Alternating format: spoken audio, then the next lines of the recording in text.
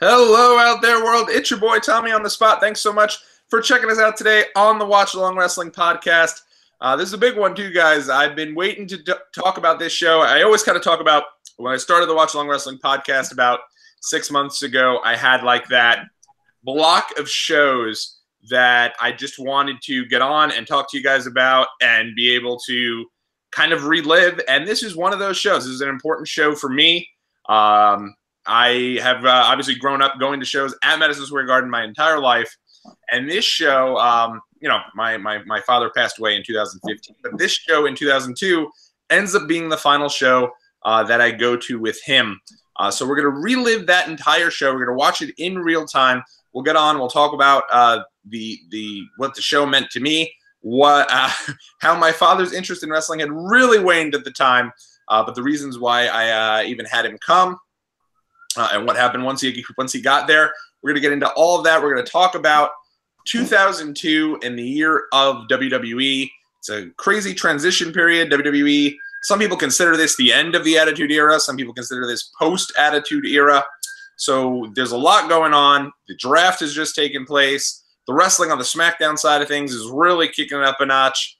On Raw, they've just ended the Intercontinental Championship and merged it with the title that was handed to Triple H. The World Championship, bringing back the WCW title, and you're getting a lot of campy stuff on WWE TV on Raw. The Katie Vick saga just happened. We'll get into that. We'll get into what the original plan was for that. We're going to talk about it all. But thank you guys for checking us out today. If you like what you see, please do hit that subscribe button and follow us over on Twitter at WatchWrestlePod. So let's get into it. I'm going to go ahead. I'm going to start this show off right now. I already have gone through the little header, the WWE Network header about it being a TV PG product. And then we're going to get started. And then I'm going to welcome in our guest who's going to be joining us here at the top of the show. But just kind of the idea of time constraints, rather have our guest join the show as you guys are already watching the show along with us. So we'll get started on that. And we're going to begin the show in 5, 4, 3, 2, and 1. All right, so the show has begun, and excuse me.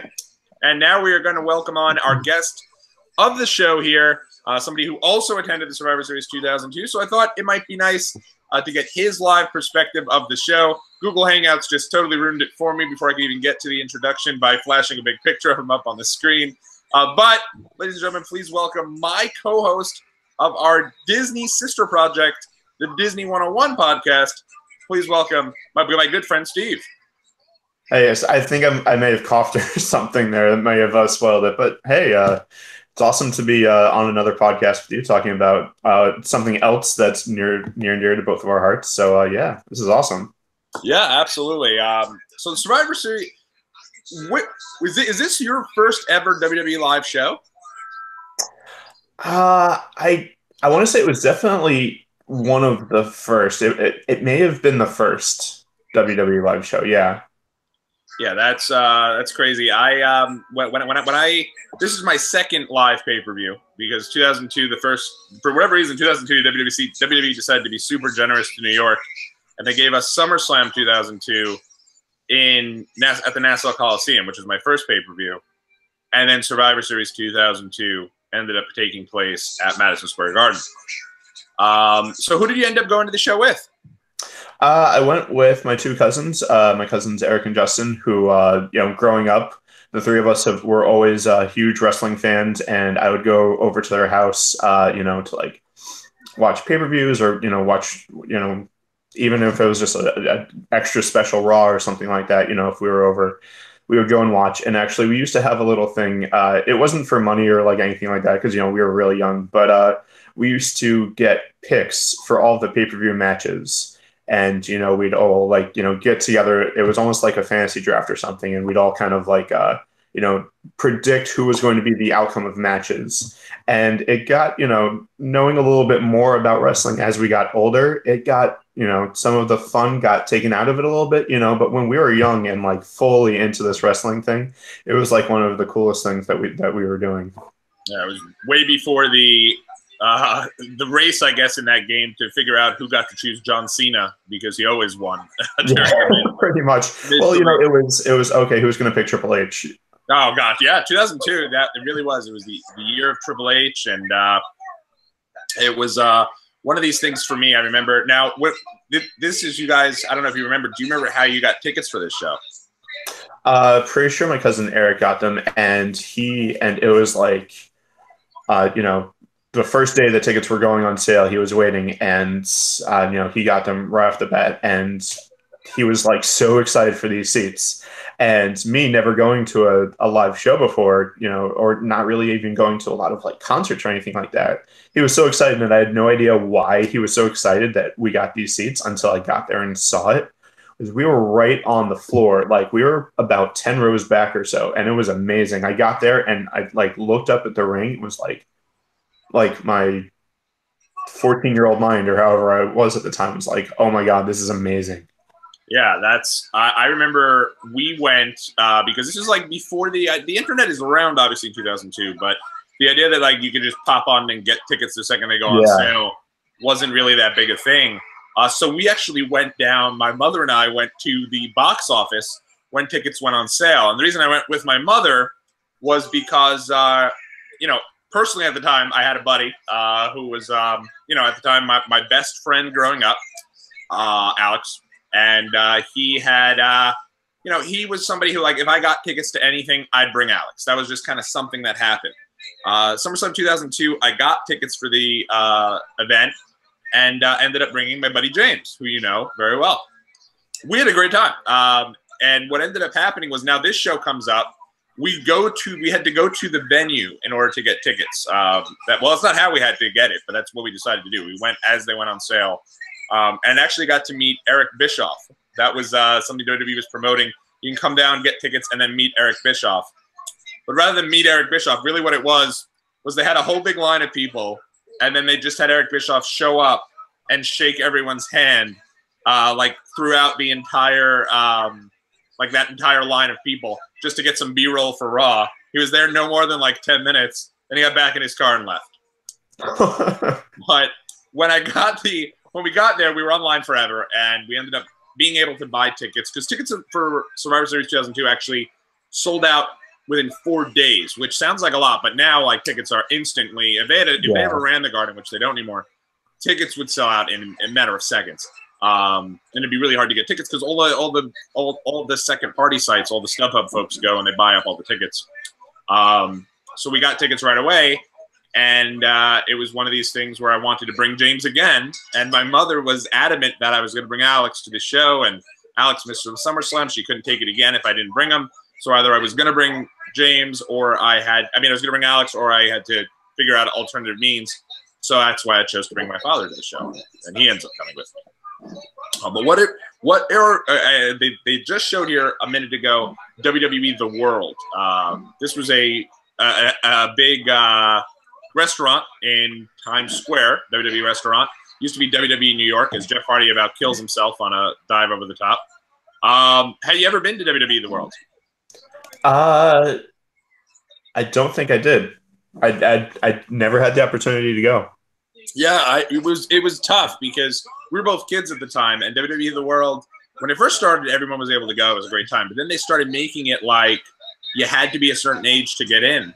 And I remember my mother and allowing me and my friends to take off the day of school and head down to WWE The World. And we got down there to get lunch, and they wouldn't let us in. We were too young yet to be 21 or older to get in, because they wanted it to be more like an adult establishment. So that was really tough.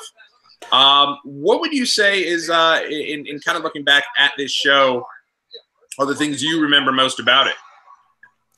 Well, the thing that I remember the most about it was the main event. It was the first Elimination Chamber match. And, would it be okay if I make a spoiler here? 16-year spoilers at this point. Yes, I think they're all right. they're totally. So, as we know, Shawn Michaels won the main event, won the Elimination Chamber match, won the world title. But you know, when we were there, and this was also this was in the mix of us doing that pay-per-view pick thing. So, and I think my cousin, maybe my cousin Eric had picked Shawn Michaels, and I picked Kane because he was always my favorite wrestler. You know, went back and forth between Kane and the Undertaker sometimes.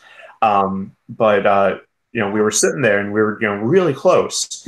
And we kind of look over a little bit, and my cousin kind of like nudges us and is like points over there in the direction, and we see a guy just putting together this huge construction, like huge structure of something, and we're like, think that's a confetti cannon.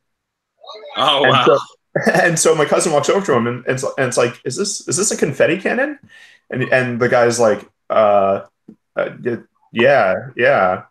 And he's like, does this mean that Shawn Michaels wins the title?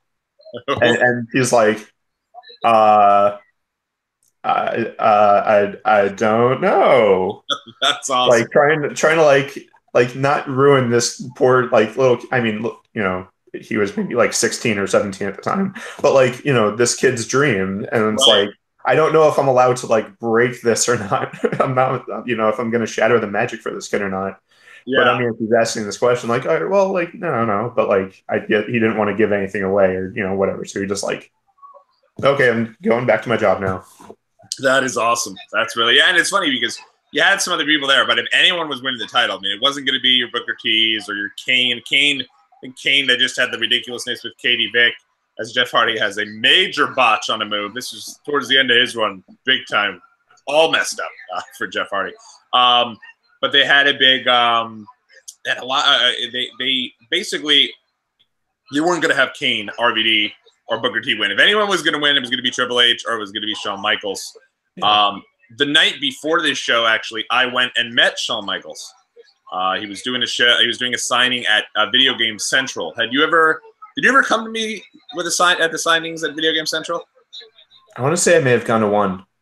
It was like this major video game place. They had all the WWE figures too, and they had these ridiculous, huge signings. Like the place went out of business, and probably because they were paying so much for these signings, because they didn't have your mid card. They had it was RVD when he was super hot, right when the WWF. Remember WWF had or WWE rather had a rock album that came out. Yeah, he was on that. He was signing that for everybody. So he was there once. Stone Cold was there once. And the night before Survivor Series 2002, Shawn Michaels was there. And I said to Shawn, Shawn, hey, good luck tomorrow night at the Chamber. And he looked at me with the most serious face ever. And he said, thanks so much, kid. I'll tell you what, I don't know how many of these I have left in me. And, of course, he'd go on to wrestle for another 8 years.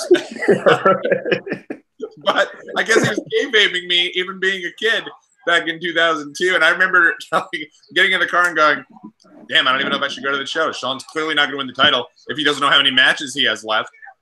So it ended up working out pretty well, but it was pretty funny for us. So one of the big things about this show is this is the end of 2002. Do you consider this, and a lot has changed in WWE. The Rock's now moved on to Hollywood. This is the time period where the Dudleys have split up, the Hardys have split up, Edge and Christian have split up. Stone Cold Steve Austin's walked out on the company. Hulk Hogan returned, but then the balloon was off that rose pretty quick.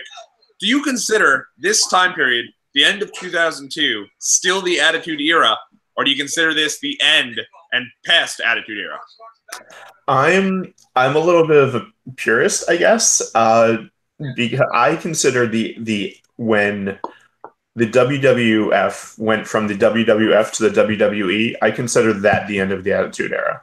Oh, I like that. That's pretty good. So, yeah, that's right. See, me personally, I always feel the Attitude Era ended with WrestleMania 17, 2001, right before the WCW invasion really kicked off, because I hated the WCW invasion. It was the shits. It was terrible. So I always feel like that. But that's interesting. Once they become 2002, once they become in 2002, they become WWE. That's a good way to end. I like that. As Jeff Hardy here, they're about to set up the spot where Jeff Hardy goes in the crowd and does the big swanton, if you remember, off the top through the table. Yeah. Were you near where he was doing that? I think I was actually, yeah. So one of the slightly downsides about being that close was that if there was something happening on the other side of the ring, we had no idea what it was. Right. Yeah. So That. like we were like it was awesome because anything that happened in the ring, it was like we were right there and everything, and we heard it, and that I think it still it made it real again because you could hear like especially when there were like slaps and punches and stuff like you could still hear it. So it was like it kind of reaffirmed my teenage mind of no, what are you talking about? So it's real. What are you talking about? Yeah. No, I totally hear that. I know one of the shows I may end up covering next week is Survivor Series 2013, and Ari got me tickets for like insane tickets, like right there on the floor, great seats, and I remember going to that show, and it was like if you sat down, despite being sixth row, anything in the ring you could see, but it was a million signs. There was a million people standing up. Crazy bump by Jeff. Thanks God. But yeah, you'd watch these things, and if you're sitting down, people have the signs, or people are standing up. You have to stand up with them. You couldn't see as well as you necessarily could from Nosebleed USA, where I was sitting way up top. Yeah. So do you remember about any of the storylines leading up to this as to why the Dudley Boys and Jeff Hardy were teaming up together against 3 Minute Warning and Rico? Well, so yeah, because I went back, I go back and watch at least in sped up time, usually when we're on the road, all these shows leading up to this. And it's actually funny. Rico's in the middle of doing a moonsault, and he's getting really unhappy because I guess Bubba's not in the right position. And he's about to fall down. Oh, he does fall down. And Jeff pulls the rope to bail him out, but he was totally going to fall if he didn't. Yeah. They were doing a deal where now all the teams were split up. And if you remember, Devon was Reverend Devon on SmackDown. Yeah, I do remember that. With Deacon Batista, now of Disney fame. So they were doing a deal where Jeff, Spike, and Bubba were all together because they were trying to figure out something for Bubba. They realized, I guess, Bubba wasn't going to work as a single star. Yeah. So they're trying to find a backup partner for him. And Rico had recently been with Billy and Chuck, and they did the whole the wedding there on SmackDown, and he turned on them and aligned himself with 3 Minute Warning. And when he did, as a favor, Eric Bischoff brought him over to Raw and gave him a major contract to be there. So they were constantly torturing Spike, and Spike, I think, told Eric Bischoff to bite me one episode, and then they kind of came to his defense. And so that's why they had this match. But in all actuality, I think it was, let's add some plunder to the beginning of the show, give everyone a tables matches. Jeff Hardy, that was not at all motivated to be here on this show. He just fell off the side, trying to do his little run off the side deal. Rough times. But you're actually rocking out a nice Hardy shirt there today. I am, yeah. What is that? Is that the 4 letters of fear or something like that? No, this is the Jeff Hardy shirt that you gave me. Oh, okay, yeah. When I got married earlier this year, I gave all of my groomsmen different wrestling shirts, and I went out of my way to kind of figure out who could get each type of shirt. So I gave like the folks who had been fans years ago, classic shirts. The folks who were more modern fans, more modern type shirts.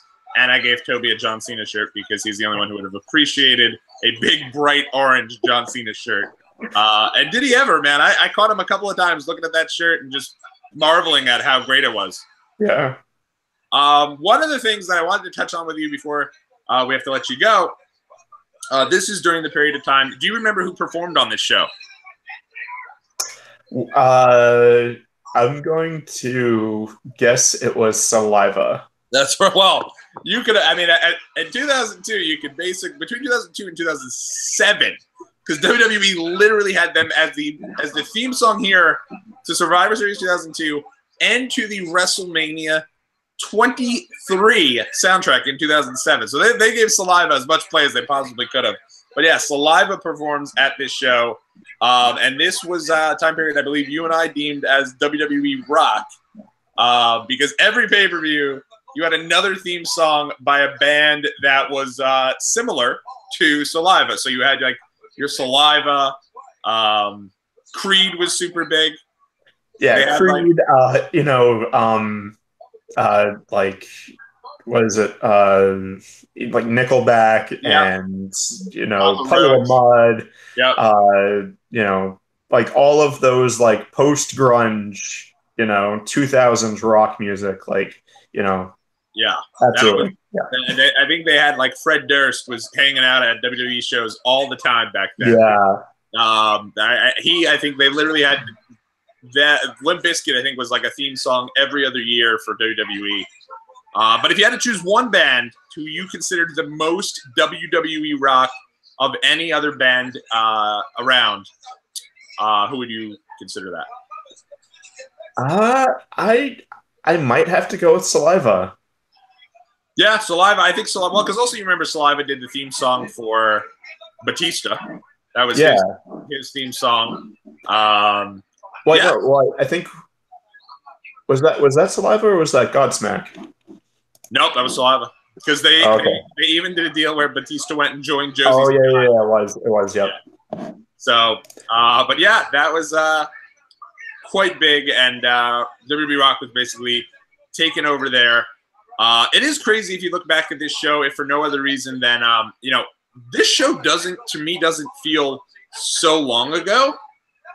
But when you consider the fact that, like, from back in 2002, if you were to talk to me about WrestleMania 3, that would feel like forever ago, like an eternity ago. But as we get older here, this was more than half of our lives ago. How crazy is that?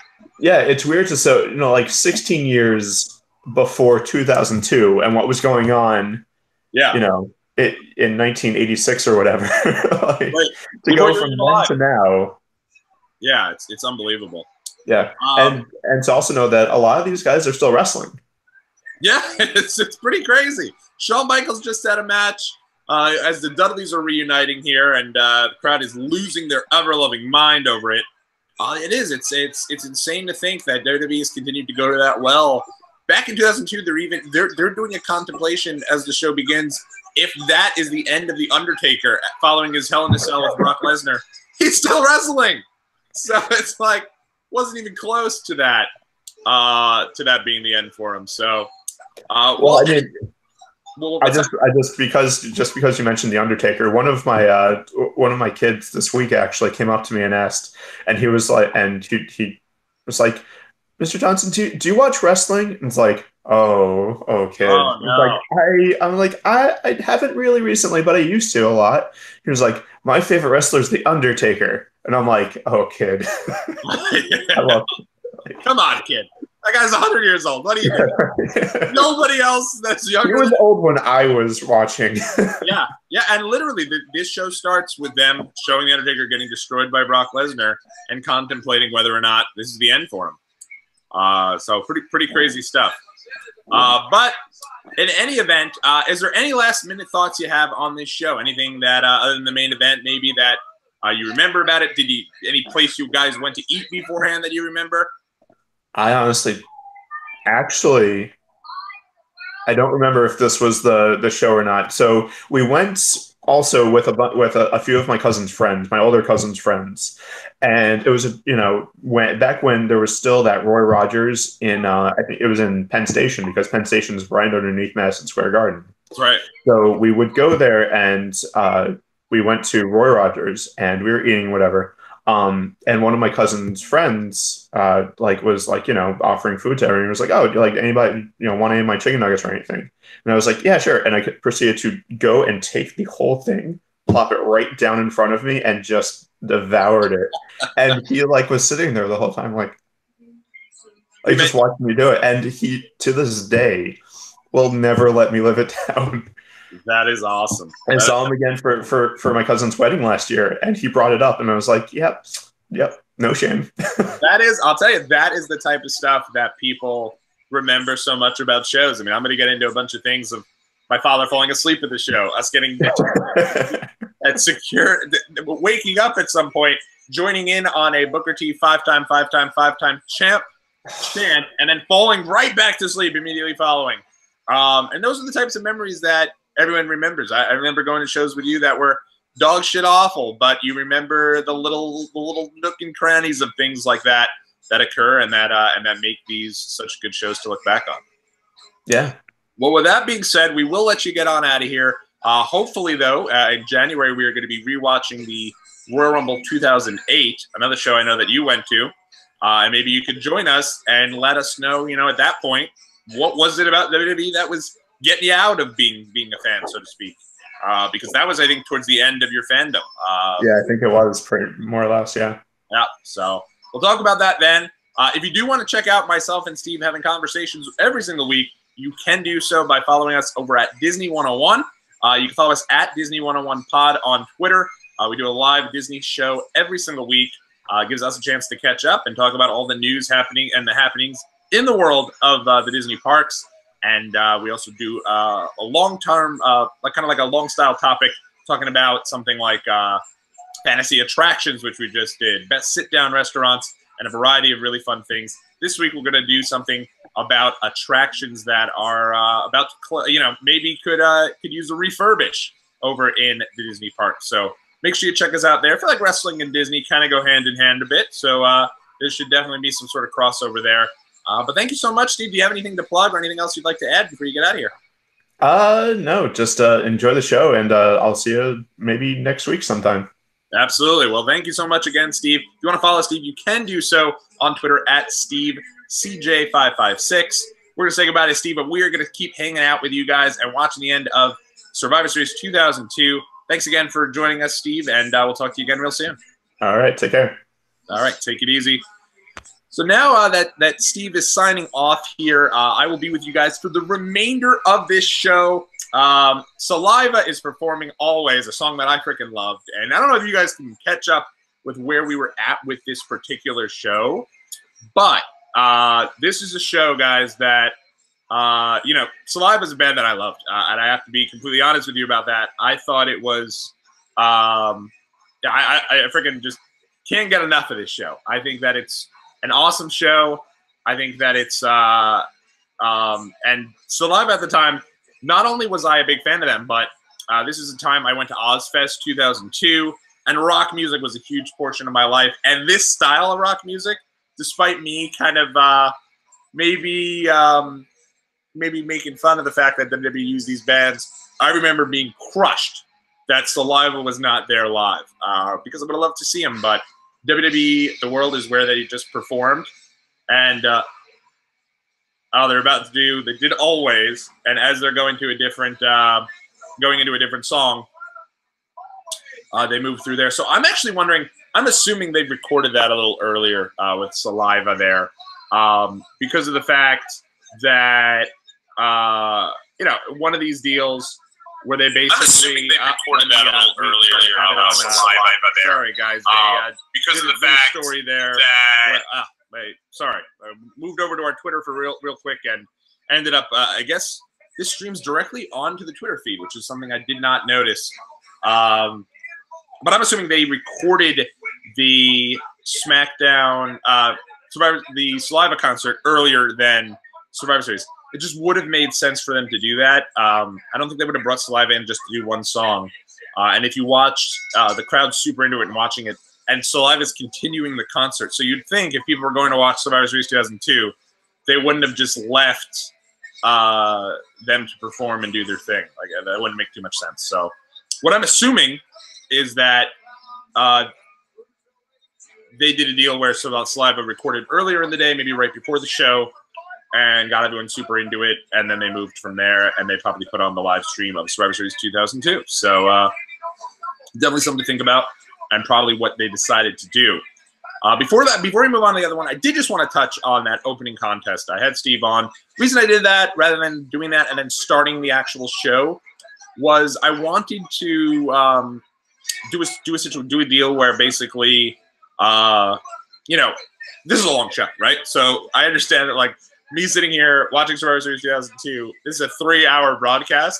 So I felt like, or 2-hour, 45-minute, whatever it is. So I felt like having Steve on the show at the beginning of the show, while the show was going on in the background, gave you guys something you guys could have watched on and kind of followed along with. And I thought it would have been something pretty cool to do. Oh, I'm marveling at how awesome Billy Kidman's theme was. I completely forgot about that. You don't even remember Billy Kidman. I barely remember Billy Kidman's WWE run, but he had a freaking badass theme, man. This is pretty cool. But yeah, so that's why we did that. Hopefully you guys didn't mind that while the show started out, we were kind of just doing a little bit of the backstory there between the two of us, our fans of the show. But I love that stuff. Those are the types of stories that Steve shared about, eating the chicken nuggets of someone at the Roy Rogers, of a buddy that he was meeting up with at the Roy Rogers, is one of these things that that's what being a fan is all about. Those are the types of stories. I'll tell you guys stories all throughout from back in that day, or those different things that are the types of stories you remember.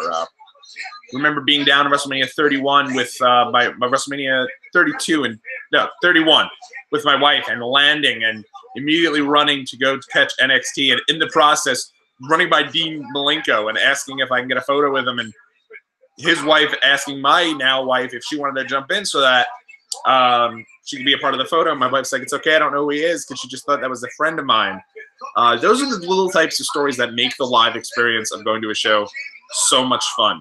I've been to so many shows where, I have had no excitement, a very minimal excitement level of going to the show, just something you're just doing, and then something happens and you remember it for the rest of your life. And those little things and those stories and the good times you have are really why being at live pro wrestling is the absolute best. And it's why years and years later, I started this show and Watchalong Wrestling Podcast so I could relive these memories, talk about these memories. One of the things, actually, Steve and I started this podcast really when, with Steve, we started Disney 101. That was the idea. We were going to do Disney 101, and I wanted to make sure the feed worked. The last thing in the world I wanted was for Steve and I to have bad equipment and to have something that the sound didn't sound good. So I went out and I got a mic and I tested things out beforehand, and in doing so was able to get prepared for my show with Steve. And that's really how I started the Watchalong Wrestling Podcast. I was all about it. I was excited about it. There was that level of excitement based around the fact that I was able to get started with that, with the Disney 101 show. And that was really, Steve was my best man at my wedding. So we wanted to start our own show just to kind of give us a reason to catch up each week and to be able to keep in touch. It's hard when your best buddy lives down in Orlando, Florida, and I live here in New York. So it gave us reason to connect and gave us reason to talk.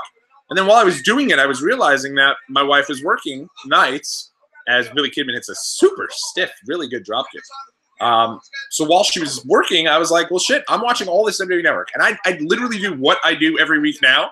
I'd watch an old show, but not only an old show, because of the network, one of the things I love to do is to go back and watch all the shows leading up to the pay-per-views.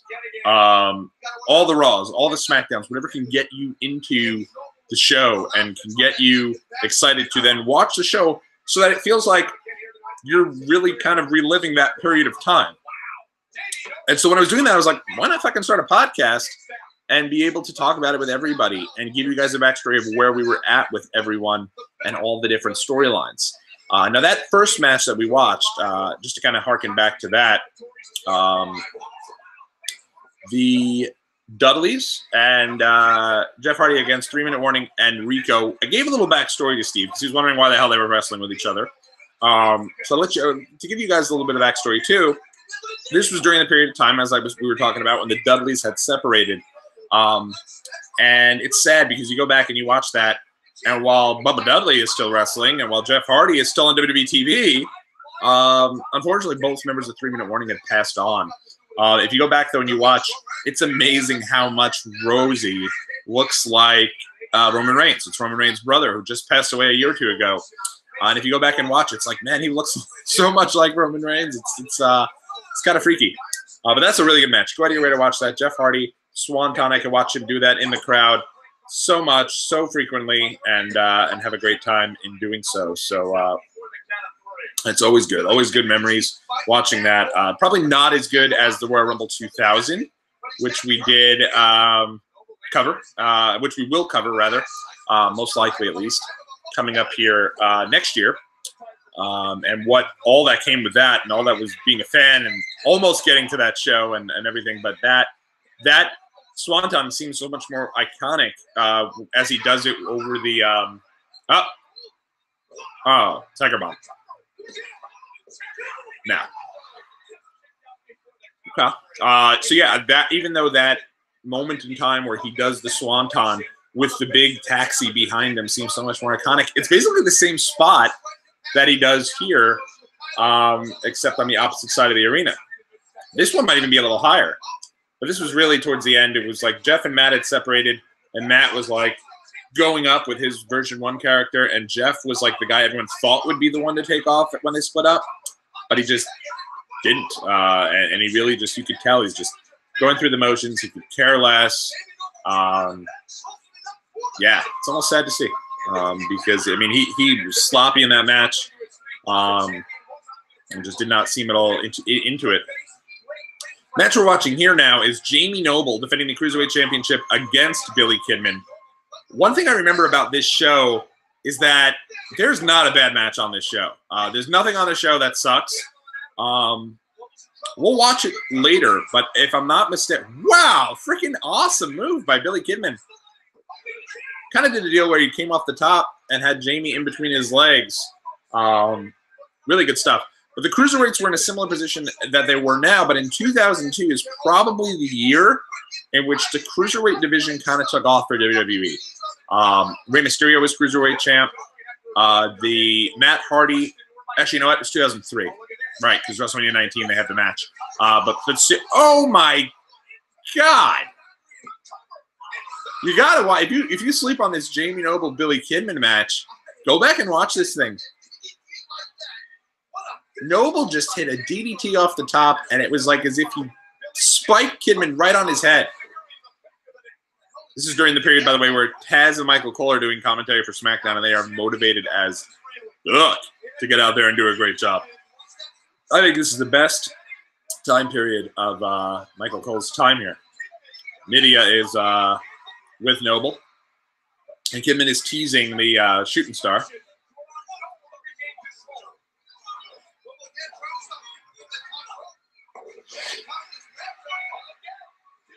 Kidman going for now he's going back for the shooting star.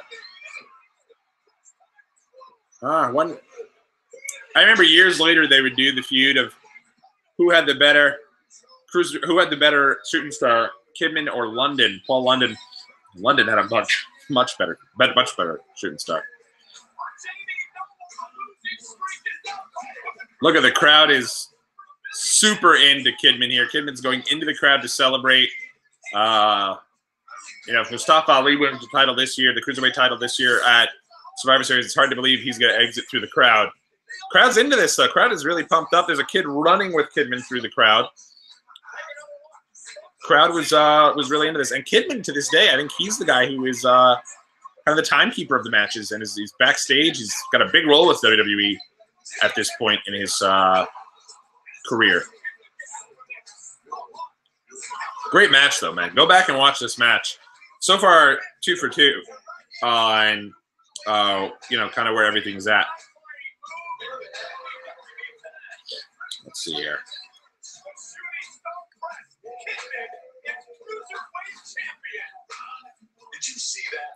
I know this is a little awkward, and I meant to ask Steve about this. They did a deal where they have Chris Benoit and Kurt Angle doing a backstage skit. I don't know. It's uncomfortable. It's awkward. They basically were doing a kind of strange bedfellows type deal. But I'll be honest, very awkward, very uncomfortable. Going back and watching old Benoit stuff, it's not the same. For a long, long time, I absolutely refused to. But I know that match is probably the highlight of the show. So we're not going to skip over it. But I did think it was definitely a little bit strange and awkward to do that and have that going on. You and I together, there is no one. And I mean no one. I'll let you listen to Kurt and Benoit. So what do you say, partner?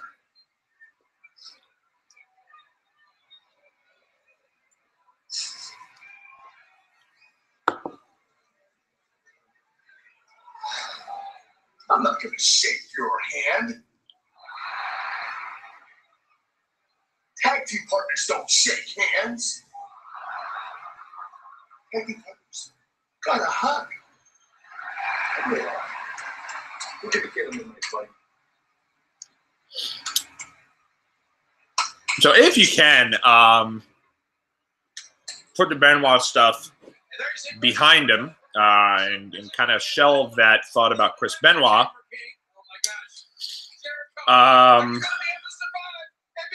You can watch this and at least appreciate Angle. But before we get there, let me just, this is during the time when WWE was doing the FU, which was something that Eric Bischoff was installing cameras in people's locker rooms because of the fact that he felt he wanted to create controversy on Raw and felt that nothing was off limits and wanted to go through the motions.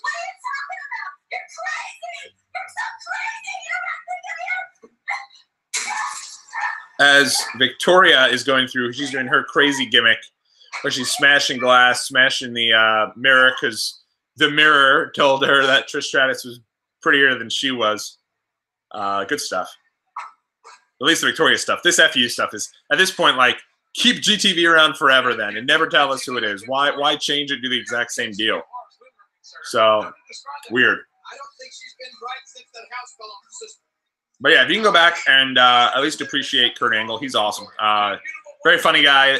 The strange bedfellow stuff between him and Benoit would eventually lead to the two of them having an unbelievable match at Royal Rumble 2003. It's impossible to forget what Benoit did in his personal life and just appreciate how he is as a performer. But if you can, he did have some of the best matches in the history of WWE. You know, when I was talking with Steve, I was telling him about doing this show, and he's like, "Oh, you're gonna watch WrestleMania 20 at some point," and I'm not sure that I'm going to. I would like to, but at the same time, it's weird. I don't know that I'd want to relive the moment of Benoit winning the title and celebrating with Eddie Guerrero as confetti falls down. That moment's tarnished. It's moment's ruined. So they're giving you the backstory of Trish Stratus and Victoria, and what they were doing at this time was basically Victoria had gone crazy, and there was a storyline that Victoria and Trish were both basically both fitness models, with the idea being that while they were both fitness models, Trish had cost Victoria the opportunity to eventually go to WWE at the time. I'll let you guys listen in and then I'll explain.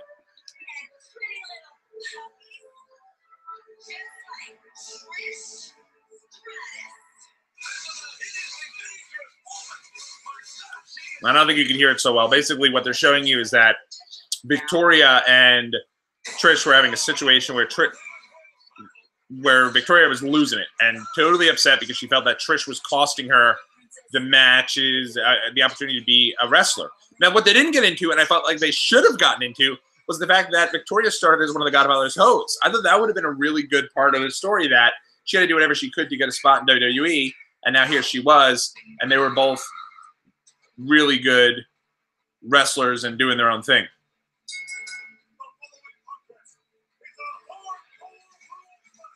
And so this is the first hardcore women's match, because the idea was that Victoria wanted to, I guess, mangle Trish and make her, like, mess up her face or whatnot because she was so angry at her. And so they actually became the first hardcore women's match. And it was one of these deals where on the Pritchard show, which they covered, I believe Bruce and Conrad covered this show. It's on Something to Wrestle With, episode 74, I want to say. You can go ahead and check them out at somethingtowrestle.com. Talked about how these women really were pushing for the hardcore match. And it's a shame that that history has dictated that women's wrestling wasn't any good until the Women's Revolution in 2015. Because 2002, women were having some damn good matches.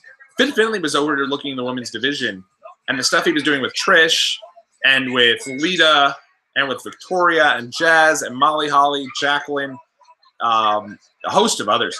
They were having some good matches on the shows. And Victoria and Trish, they would just beat the crap out of each other. I mean, they deserved that video package there. I mean, the hardcore, I feel like hardcore at 2002 is kind of already at a point where it wasn't really as good. It didn't mean as much, but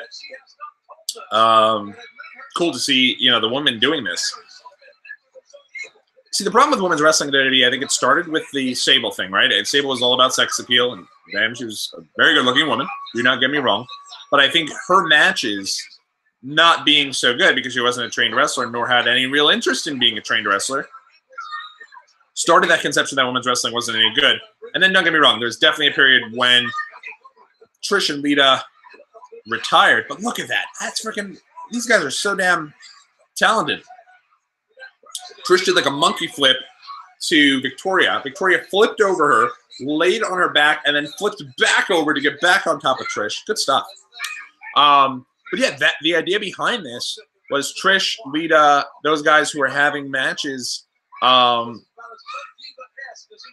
Trish and Lita retired in 2006 or so, there was definitely a lull. And I remember the Jackie Gata Melina match at WrestleMania just being like, are you kidding me? I think Maria had a match at WrestleMania. No disrespect to those women who have had good matches, but they were presented in a way where it was just they were all about like the person who did Playboy each year. And all these different things that had nothing to do with wrestling and in-ring action. And the matches would soon be, they turned into matches folks would go to use the restroom during. They'd be the bathroom break match. And so then there was definitely a time where women's wrestling was not focused upon. But I don't think that's the Diva era, if you will, where the Divas title existed and they had the butterfly belt instead of the women's belt. But I think they definitely changed that. And I don't think it's always been that way. So I think that 2002 era WWE women's wrestling definitely deserves some love and some respect.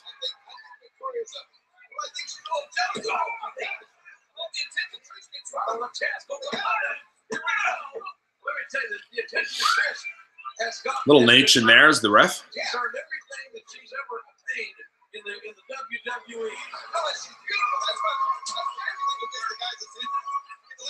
I will say getting on here with you guys and talking with you so early in the morning is a little crazy, but at the same time, it's really cool. And I will say, I know for a fact there's going to be people that do not get up and watch with us at 8 o'clock in the morning. It's a big ask on the West Coast, 5 o'clock in the morning. It's a ridiculous ask.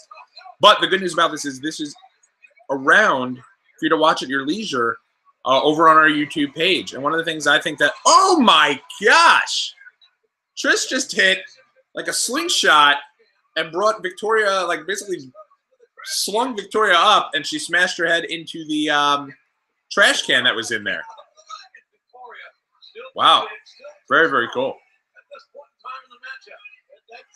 And I've seen this show, bits and pieces of it, a bunch.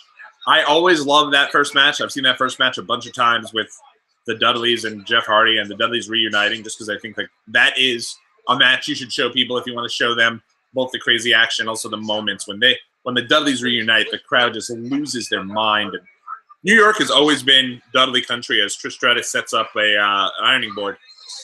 I love the garden backdrop, by the way.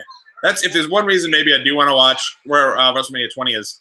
It's one of the final shows I remember that garden backdrop. But we'll watch Royal Rumble 2008, I guess, which was after that, and did have the garden backdrop. It's just great to see the entranceway right behind on the hard cam, where you see the entranceway the entire time. If there's people walking around, you can see them. Trish is whooping the crap out of Victoria with that kendo stick. Trish Stratus came out recently and said the women that are in the Women's Revolution athletically are just at another level. I think she's selling herself short. She used to have some really good matches. And take some punishment. Stiff ass smash from Victoria to Trish with the trash can lid. Oh! Victoria busted open, now bleeding out of her nose. Trish literally just smashing her face in with the trash can lid. Oh, that's good stuff. Very rarely do you get reaction commentary from me, but I'm into this match. This is good stuff. Been in the show so far. The show's actually been really good, yeah. But if there's anything I've gone back and watched I always go back and watch this match, the first match, and I always go back and watch Lesnar Big Show. That is a 5-minute throwaway world title match. We're going to get into why that was a throwaway world title match. But to relive that moment and to be there, it reminds me so much. I remember so much of what we were doing while in that, while in the arena for that. It's a shame it didn't work out with Taz in commentary because I thought he was really good, and I thought him and Cole were just a great team together. And he's still a young enough guy that they could have lasted a really long time. Taz is like in his 30s on this show.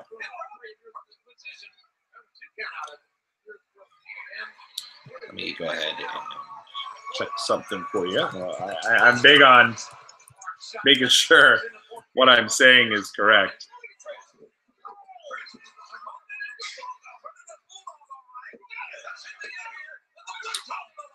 Let's see here.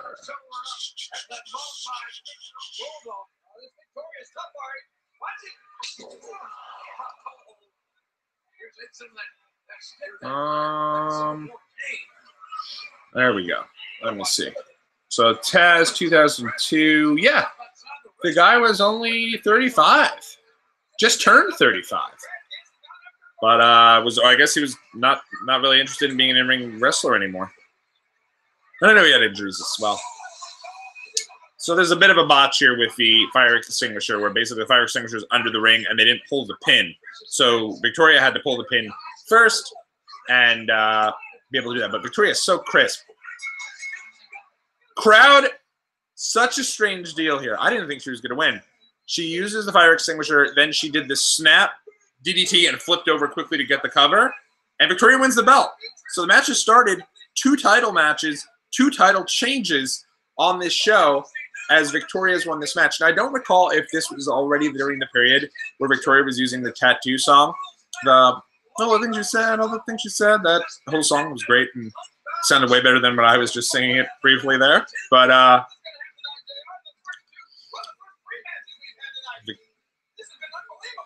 Victoria wins the belt. So yeah, she had to pull the pin out in order to do the fire extinguisher. So there's a little bit of a snafu there, but nothing too bad. But then, yeah, the snap suplex into the pin combo for the win. Crowd stunned, but there was a guy right behind Victoria that when she got the pin, leapt for joy and couldn't believe that she did it. So, but Victoria was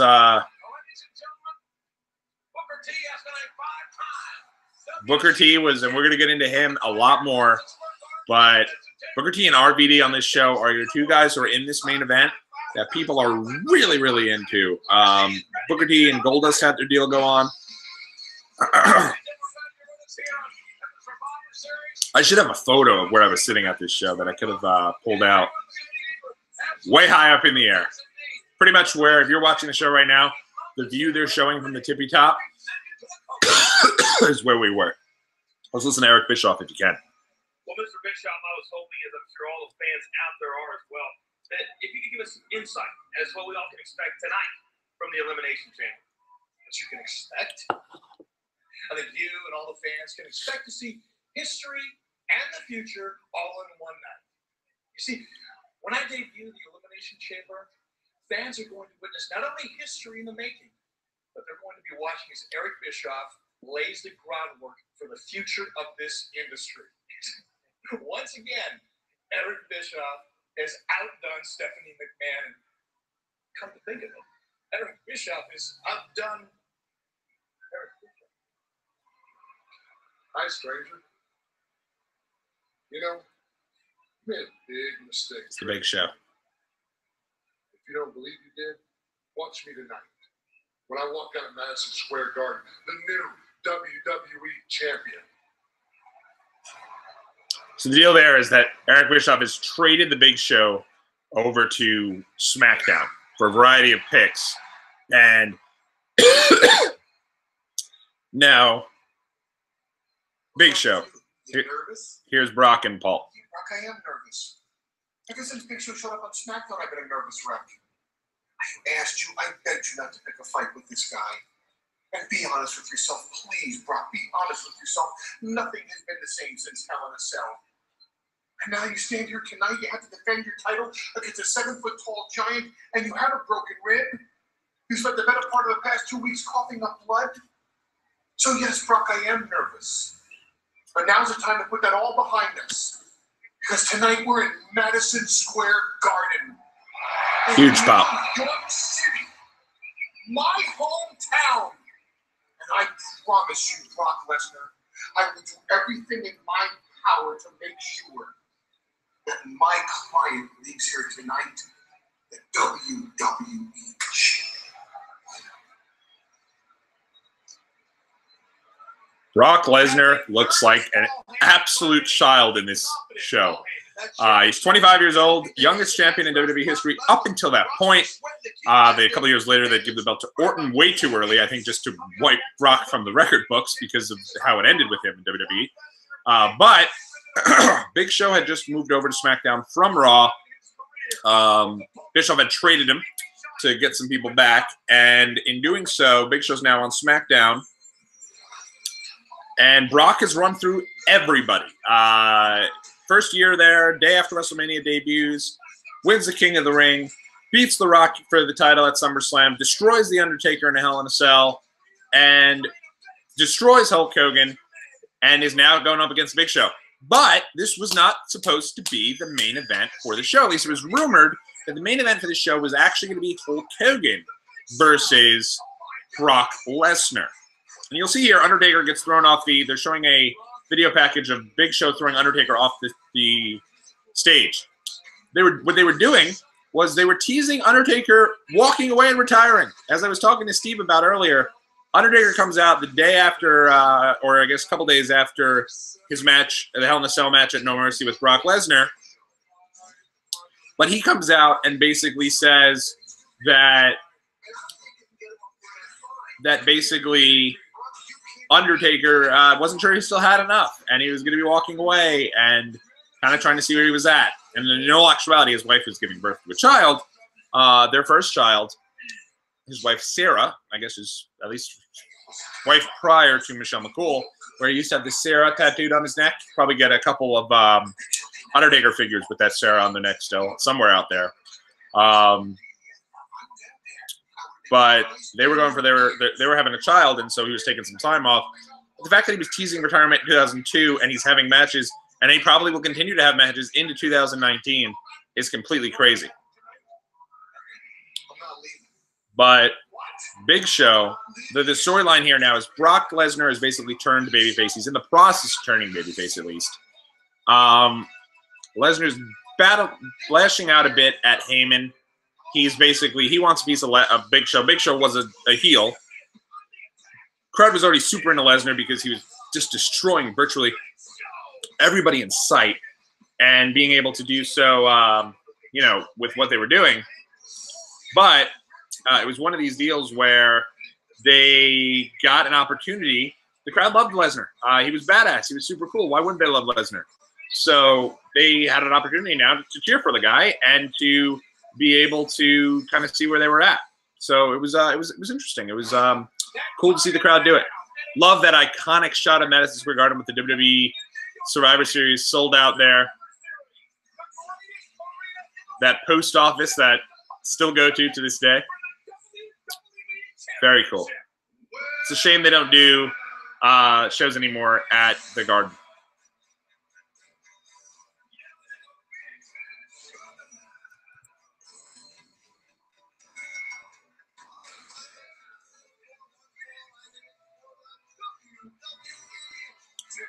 Show is slim here. But yeah, the storyline was that it was supposed to be the behind the scenes of it. It was rumored that it was going to be Hulk Hogan going for a rematch against Lesnar. But the story was that Hogan didn't want to do the job for Lesnar again. So he refused. And so instead you get Big Show in the match. Lesnar did have shoot broken ribs, by the way. That's legit. And the storyline going in here is that Brock can't get Big Show. Could Brock get Big Show up for the F5? And if you've watched Brock anytime recently, he does this with basically he does this with no stress at all. He flings Big Show around as if he's a sack of potatoes. But back in 2002, it was legitimately like, can you get this monster up there? Brock already starting the whole old deal there. Jumping in place and that whole thing. My wife does a much better and much cuter Brock Lesnar run in place deal. But Brock does, man. He looks like just such a friggin' badass.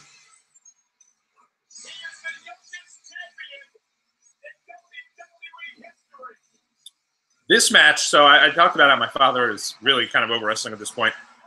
He loved Brock Lesnar. Lesnar was his guy. And I remember him being really up for this match. And I think everyone assumed going into this match that Lesnar was going to steamroll through the Big Show. I don't think anyone thought he can get him up for the F5, but they thought for sure he was going to steamroll through Big Show. He steamrolled through everybody.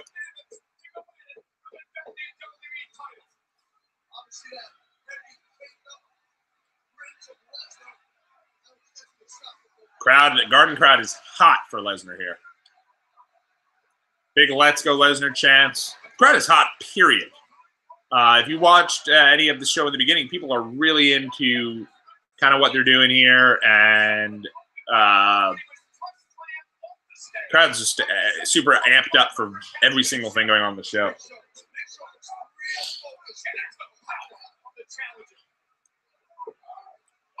Now, Lesnar is probably 300 pounds, 280 or so, maybe at the least, just of jacked up muscle.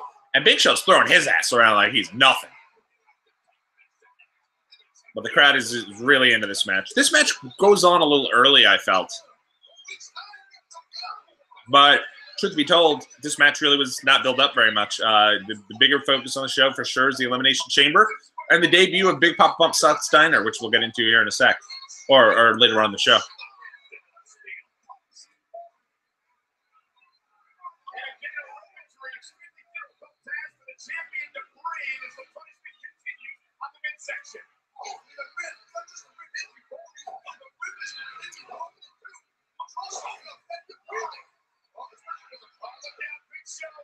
But certainly, oh, no, I didn't see him get up too well with the suplex. I don't know if that was part of it or what, but that one was so hot. One of the things that really people got into Lesnar about, though, and people were really excited about, you know, during the period of time, again, you know, it's a transition period. Rock's off to Hollywood. Stone Cold Steve Austin has walked out. He didn't want a job to Lesnar in a King of the Ring qualifier on Raw. Something I still feel made sense. He shouldn't have been jobbing Brock Lesnar in a King of the Ring qualifier on Raw, but he shouldn't have walked out either. And he does walk out. So he's gone. Hulk Hogan, he'd been back. He'd won the title, but then he loses to Lesnar, and he's basically gone. So you have to focus on the guys who are the next guys up. And 2002 is known for the year of getting those guys together. And there he goes, Lesnar getting ready. Brock was kind of the face of that group of 2002. The others being John Cena, who had just transitioned into his rap gimmick. And Lesnar just shoved the crap out of the ref. I don't know if he was just pissed or what, but belly-to-belly suplex. And the crowd hadn't seen this stuff, so Lesnar doing everything. He does that belly-to-belly. The crowd is like, holy crap, he may be able to show up.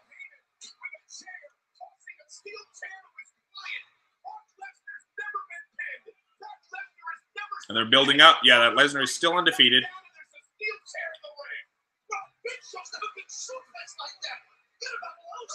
It's crazy. They've had so many other matches, Big Show and Lesnar, but there's something about this being that first. Oh, Big Show. What the fuck? Lesnar has the chair. Big Show punches him. F5, and the crowd is like, get out of town. Huge pop. Here comes another ref. Crowd is into it. And I remember. So, a lot of people there losing their mind over the Lesnar F5. That they couldn't believe he got him up. Crowd popped gigantically, and in doing so, counted the 1, 2, and 3. I remember my father and I in our entire section doing 1, 2, 3 in unison, leaping up in the air, jumping for joy, high-fiving each other, big hugs. Lesnar beat Big Show, but not realizing that Heyman pulled the ref and popped him. And now Big Show's got the chair. And this is it. This is the end of Lesnar's undefeated streak. And the third title match, title change of the show as the ref, of course, gets in right at the last second. Choke slam on the chair. New champ, Big Show. And a little bit of the sail, a little bit of the wind out of the sails, so to speak, in the Garden crowd there. As the crowd was so ready to just party up and down the streets of New York City with Brock Lesnar. Not with him. Surely he wouldn't be celebrating up and down the streets. But, yeah.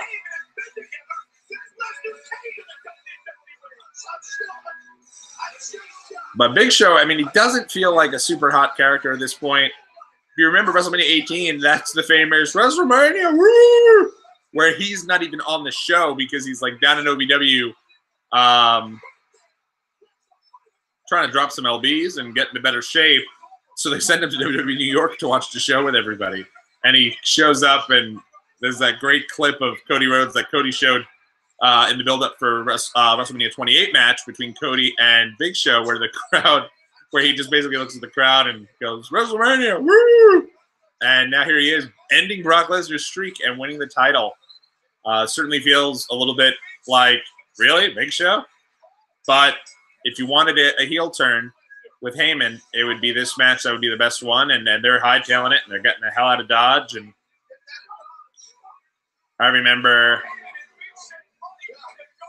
the crowd being just stunned because everyone thought Lesnar had him with the F5. But it made sense if they were going to do anything to have Paul. If they're going to turn Brock Lesnar babyface, the best way to do it is to get rid of Paul Heyman.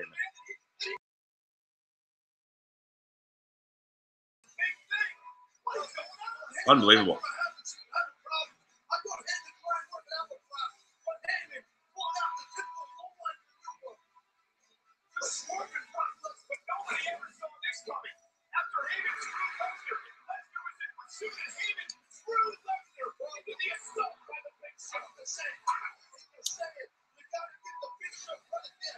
Big Show already is, I think, about 5 turns at this point. He comes in as a heel, transitioned into a babyface, turned heel before WrestleMania 2000, turned into a jolly babyface. Yeah, I think this was like his 5th turn already, a couple of years into his run. Well, about 3 years in. Obviously now I think he's at like turn number 35 or 40 at this point. I think legitimately 33 turns, which is crazy. But you've had 3 different championship matches so far, and you've had 3 different title changes. And this is a really just an eventful show. And I remember being really excited about going to a pay-per-view because I felt that at a house show, you weren't going to see the title changes. I will say being at a house show when there is a title change, it's super exciting. If you go look at the archives of my channel here, you'll be able to see what happened when I went to Madison Square Garden to see AJ Styles face off against Kevin Owens for the Intercontinental Championship. Let's see there. Let me just zip back just a minute here because I'd love to see what the kind of the tag championship tournament was. Let's see. And I guess this is the tournament, if I'm not mistaken, to choose the first ever. All right, well, I rewound it a little bit too fast. I will get us up to speed here in a sec. But I did want to just go through. I thought it'd be cool to go and look at who were the teams that were in the SmackDown Tag Team Battle Royal. So I'm going to try, tournament rather.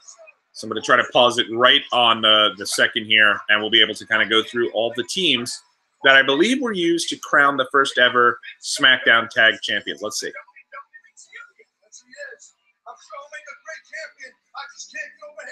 For a 3rd straight match at Survivor Series, a 3rd straight title has changed hands. Will a 4th change hands in the next matchup? It is a triple threat elimination match for the tag team titles. And this is the SmackDown 6-0, which we're about to get into. Before we do, I do want to try to pause this here. Let's see. Of course, I've seen this, and I've been following this, but off the top of my head, better to do it with. Let's see.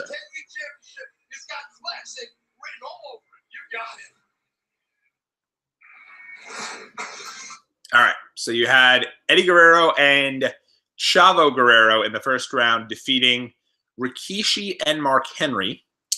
Then you had John Cena, a very young John Cena, and Billy Kidman falling to the team of Kurt Angle and Chris Benoit.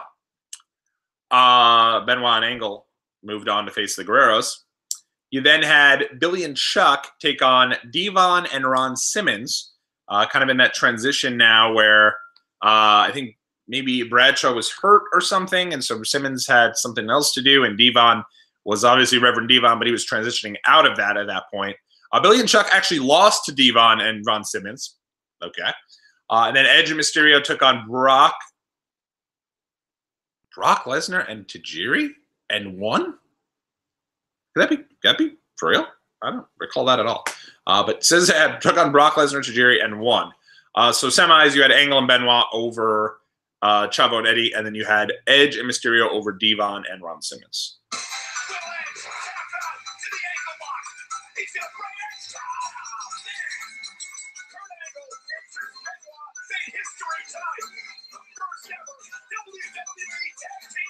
Angle and Benoit won the tag team championship for the first time.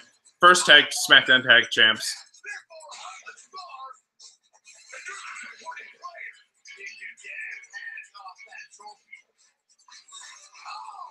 And in doing so, defeated Edge and Mysterio in the process at No Mercy. In a match that very underrated, might be one of the top matches probably of all time. That makes sense. The two badass guys who were tag team champions just won the tournament, getting slapped in the face by Stephanie McMahon. Okay. But yeah, SmackDown 6, you had matches on SmackDown every single week featuring Benoit, Angle, the Guerreros, Chavo and Eddie, Edge and Mysterio, and they would just tear it up. There's always the famous no DQ match between Eddie Guerrero and Edge. Benoit and Angle, tons of really freaking good matches with each other as tag teams, as a team, as them going at each other at that famous Halloween party where they just couldn't stop wrestling with each other, couldn't stop fighting with each other.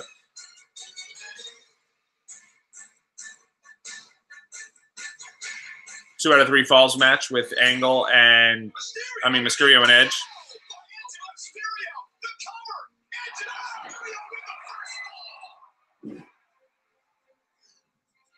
And Edge was one of these things where he was like a babyface who was kind of liked, and certainly being paired with Mysterio was way better, a good thing for him, because Mysterio was really over, specifically in 2002 when he first starts.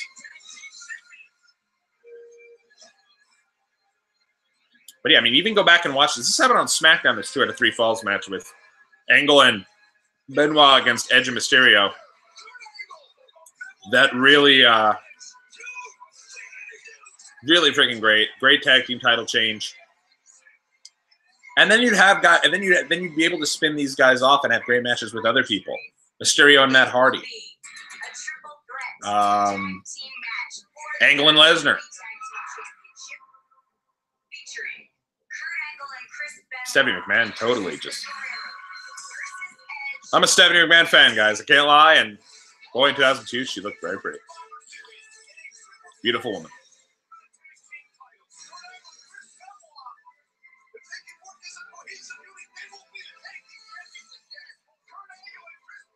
This is actually, I mean, I can't put over how awesome Angle was in these backstage vignettes, kind of as that jokey type character. Kept wanting to hug Chris Benoit. And these packages, I feel like back in the day, by the way.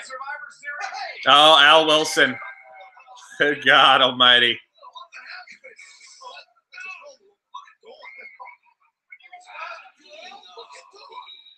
So the storyline of Al Wilson was playing out here. I totally even forgot about that horror show. The storyline there was that Dawn Marie was sleeping with Tori Wilson's father, Al Wilson.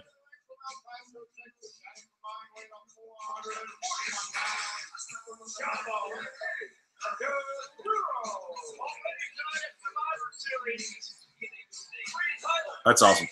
So yeah, you'd be able to kind of so Al Wilson, Tori Wilson, or Al Wilson, Dawn Marie, they're hooking up, and this eventually would lead to the two of them getting married and then consummating their marriage so much that Al actually passed away, which is in the storyline.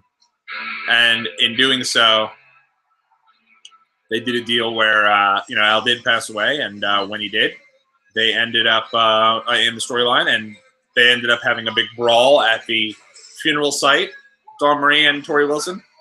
You know, the storyline, I guess the idea that SmackDown was focused mostly on in-ring action isn't 100% true when you think back of the Al Wilson storyline. Very weird. Weird period. Again, WWE is trying to create more controversy. WWE is trying to get people more excited about some of the more soap opera-y type aspects of the show during this period of time. But it's weird. They're just trying to see what sticks. And on Raw side of things, you have Katie Vick, which we'll get into. But on the SmackDown side of things, you have this Al Wilson, Dawn Marie craziness. Crowd is so into the "you suck," but you can just look at Angle and he anything but sucks. The guy is a fucking sorry. Not too sorry. We curse here on the Watchalong Wrestling podcast. Shit. Crowd's super into Kurt Angle. And Angle's just a wrestling machine at this point, having the best match of the show every single night, and really good stuff. We talked about WWE Rock. I don't know if Rob Zombie is necessarily WWE Rock, but this is during the period of time where Edge is coming out to the Rob Zombie theme song. And I guess got the rights to it because all these years later, you can't see the Godwins come out to "Don't Go Messing with the Country Boy," but you do see Edge come out to "Never Gonna Stop Me." What a good couple of years of music for Edge. He goes from Rob Zombie to the awesome theme "On This Day" theme song that he ends with Alter Bridge. The Alter Bridge, very WWE Rock, but I love Alter Bridge. I love WWE Rock. I can't even lie. Those bands I was talking about were bands we'd seen a million times. Maybe not Creed, but the rest of them. This is Rey Mysterio, still his first year in WWE, and he would just do crazy stuff all the time and just freaking look so cool. Come out from the ground with the pop-up. I don't know why they don't do that anymore. The jump up in the air with the stage launching Mysterio into the air. Really looking like who's that jumping out the sky? And here comes Rey Mysterio.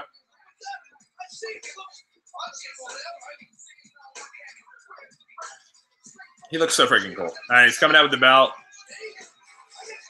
And I guess because he was somewhere in the middle of I guess they had to put the stage in the crowd. So you had Mysterio walk through the crowd with security. Very cool.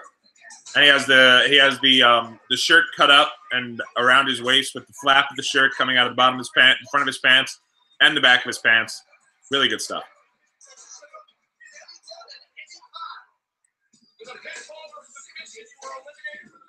Ladies and gentlemen, I will be right back, and then we'll settle in for the match.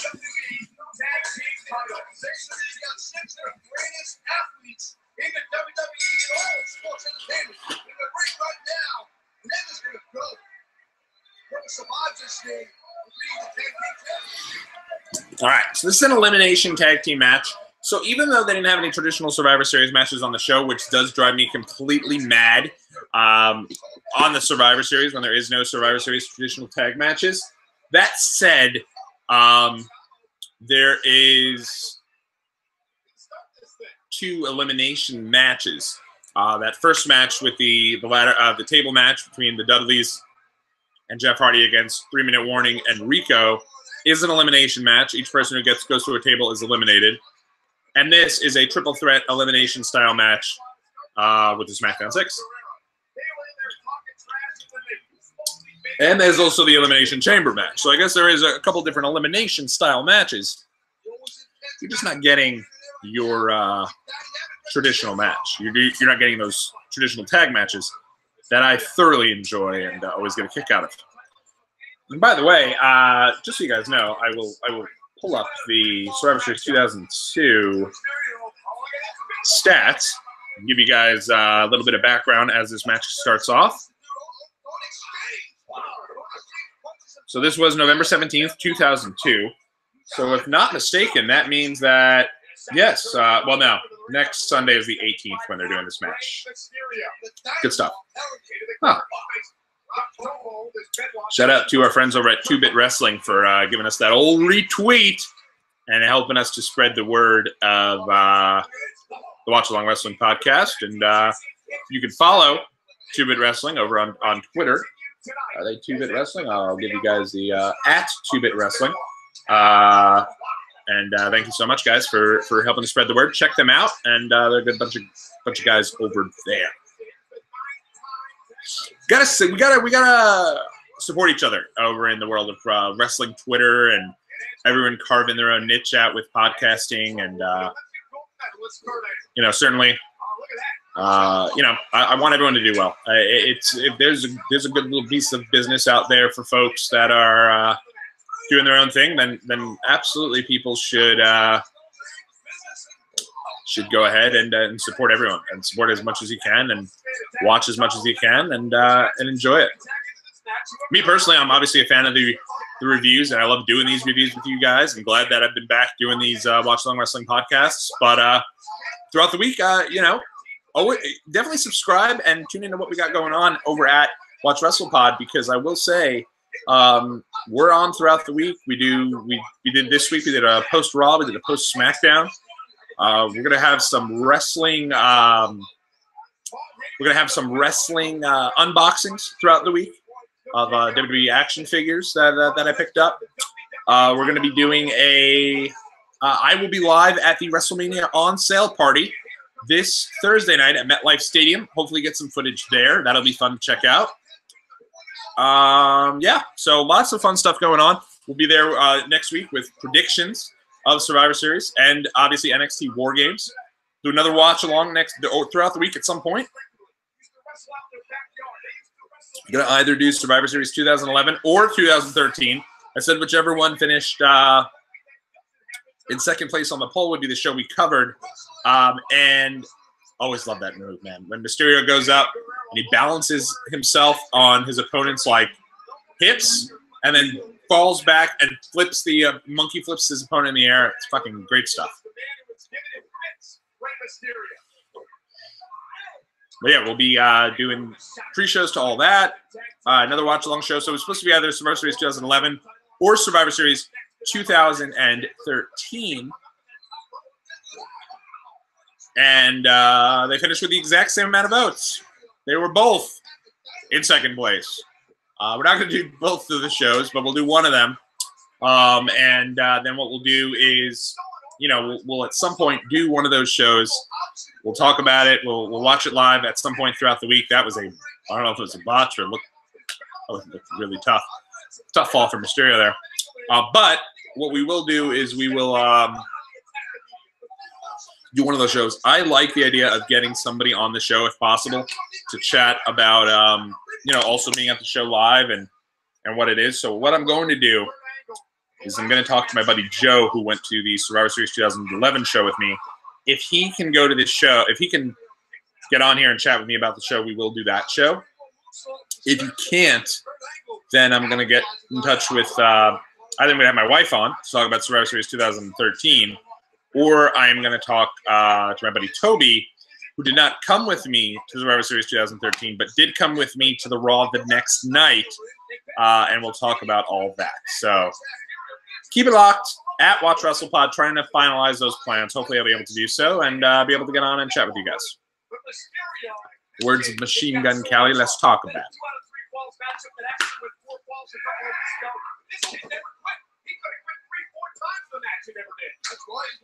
I'm going to do a bit of water, by the way. Just ran over, jet off into the abyss to go get water.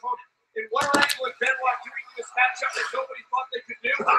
Working as a team. Crowd, by the way, you can just hear him solidly behind Kurt Angle.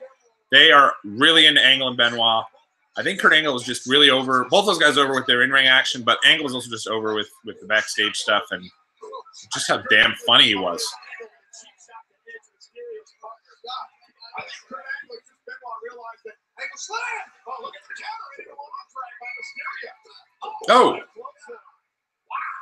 Stiff-ass clothesline there to Mysterio. We didn't get into it with I was going through, I was letting you guys know some of the stats of Stars 2002. So 17,930 people in attendance on that show. You could see, obviously, that commentary teams of Jerry Lawler and Jim Ross and the Michael Cole and Taz. Now, SmackDown was doing a deal where your announcers were down by ringside, similar to how it is today, and Raw was doing the deal where the Raw announcers were way off into the abyss, which is what you saw, which is where you saw them, doing their thing. By the way, this is during the period of time where they not only had the pre-show, but they also had Sunday Night Heat. Sunday Night Heat would go live. I think at the time they were back on USA. They might still be on MTV. I don't recall, but they did have the Sunday Night Heat show, and the match for Sunday Night Heat was a tag match that featured Lance Storm and William Regal, the Un-Americans, defeating the duo of Goldust and the Hurricane. Goldust and the Hurricane were really big on not so much. Those guys were really big in terms of those guys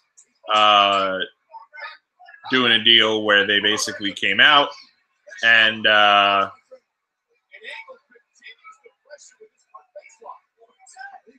they did a deal where pretty much they came out and they did their thing.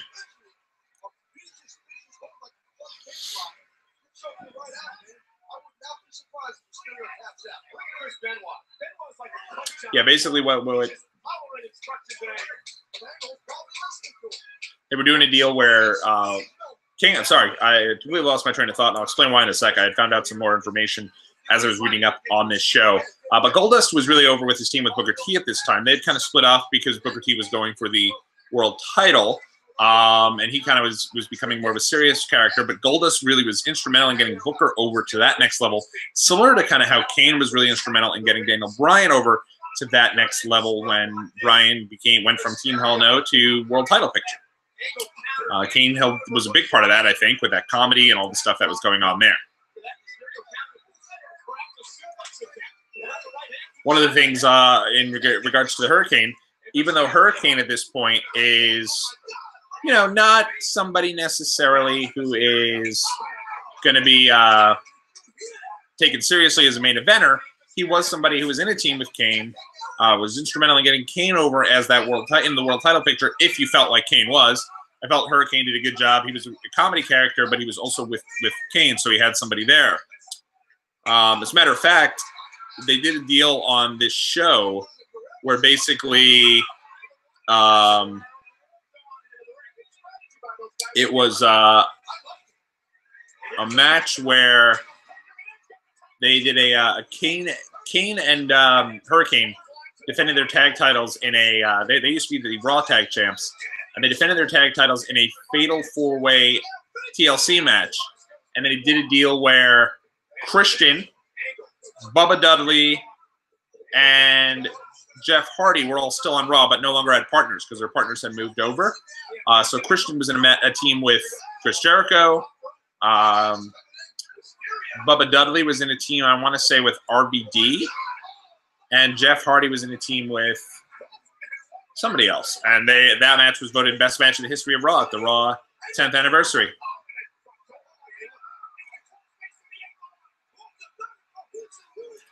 And Hurricane did a story, by the way, where they really got Hurricane over to a big degree, where they pretty much they really got everyone over in terms of getting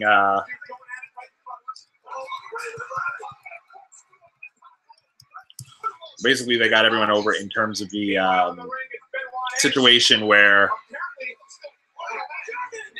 Hurricane and yeah, so that's basically that. So yeah, and even though Hurricane was a background player, so to speak, he had done a situation where Lazar Costi is in there. Not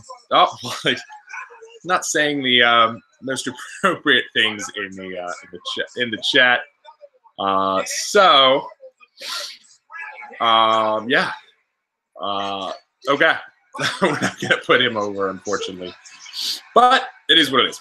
Hurricane was the partner of Kane, and Hurricane was getting over. They did a situation where, and I do apologize for being distracted there. I was pulling something up that I'm going to talk to you guys about in a sec. Crazy good match here going on in the background there, but it is what it is. Totally, they did a deal where Hurricane came out and he did a situation where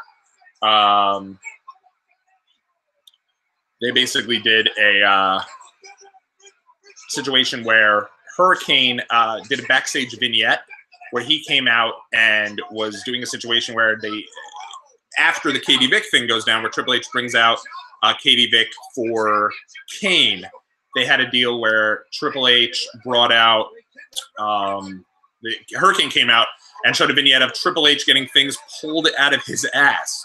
Little funny vignette right after the No Mercy show where Triple H beats Kane and combines the Intercontinental Championship with the world title.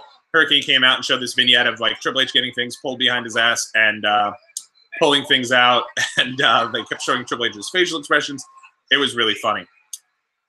After this match, I will explain what I was looking up to you guys, because I did recall something. Something popped into my head, and that was that. Spear there. Angle and Benoit are out. And you can see people jumping for joy and clapping, but a lot of people, I think, were also bummed. Angle and Benoit were really the big act going into this. A lot of it was all separated and all talked about with them going on. So yeah. Did just want to there's someone in the live chat. Thanks so much for joining us in there. The individual did say some stuff that I guess YouTube found was inappropriate, so they held those for review. So I can't see too much, but what's up, Lazar Costi? Thanks so much for joining us and watching along with us today. But YouTube was held some of those messages for review, so I saw some of the stuff there. Not the most appropriate. It is what it is. So yeah, eventually Benoit and Angle were going to be turning on each other as they moved kind of close and moved on from this into the title picture.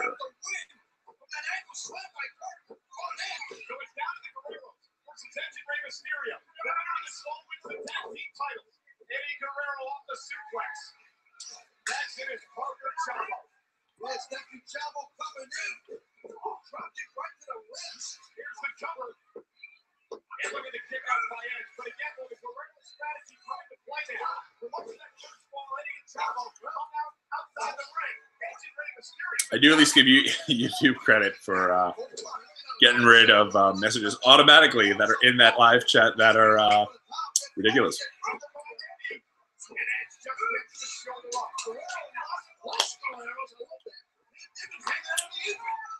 But yeah, Eddie and Chavo were more of a team. I think, actually, believe it or not, Eddie and Chavo were one of these situations where Eddie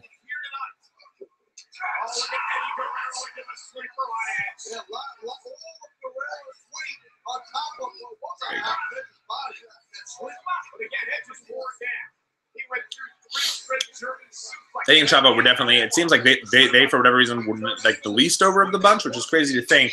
I always feel like the SmackDown 6 were like all unbelievable in the ring. I think Chavo is actually the most underrated of the bunch. He's had some good matches through his career. On the Pritchard show, they were saying that Chavo actually had did a deal where that they felt that if Chavo was not with Eddie as Eddie's best friend and #1 guy, that it actually would have been better for Chavo because he wouldn't have been constantly compared to Eddie. I guess similar to some of the stuff going on with Matt Hardy and Jeff Hardy and most of those teams. When you're in a team, both guys, when they split, are always going to be compared to one another. We had talked about SmackDown and kind of how they utilized some of these SmackDown 6 to spin off into feuds with other people and get them over in the process. Edge, unfortunately, wouldn't be around much longer on SmackDown because he'd be away for over a year with a bad neck injury.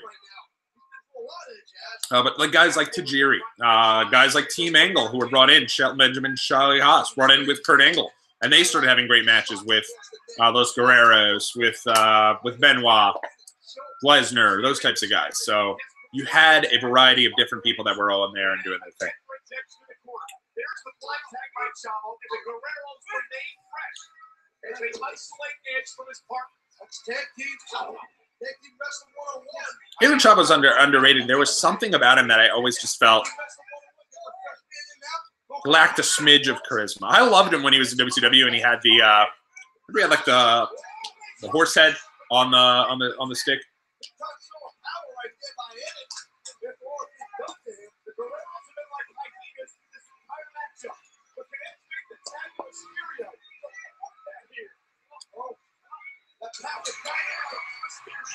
Mysterio back in 2002, super tight with everything he does.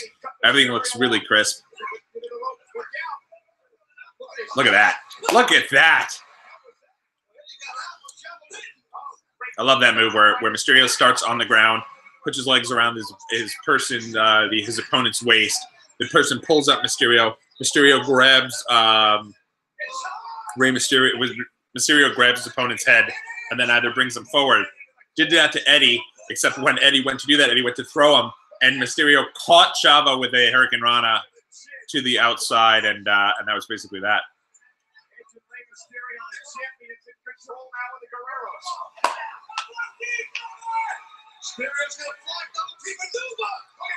Wow. Mysterio goes in Edge's arms. Edge flings him up in the air. Hurricane Rana off the top. As if it was nothing, too. Mysterio was doing so much of this stuff that it was like as if nothing was happening. But don't get me wrong, he had some great opponents, too. Eddie, I feel like, was so freaking good.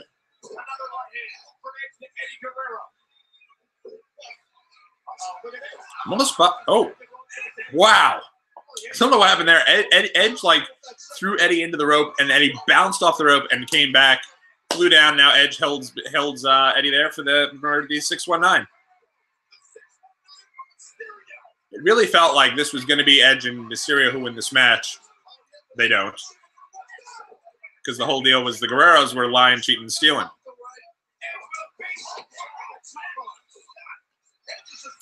Yeah, this is the match here. And I remember it feeling like, no way. Like, if for whatever reason, the Guerreros were definitely the team that felt a bit lower on the card than everyone else.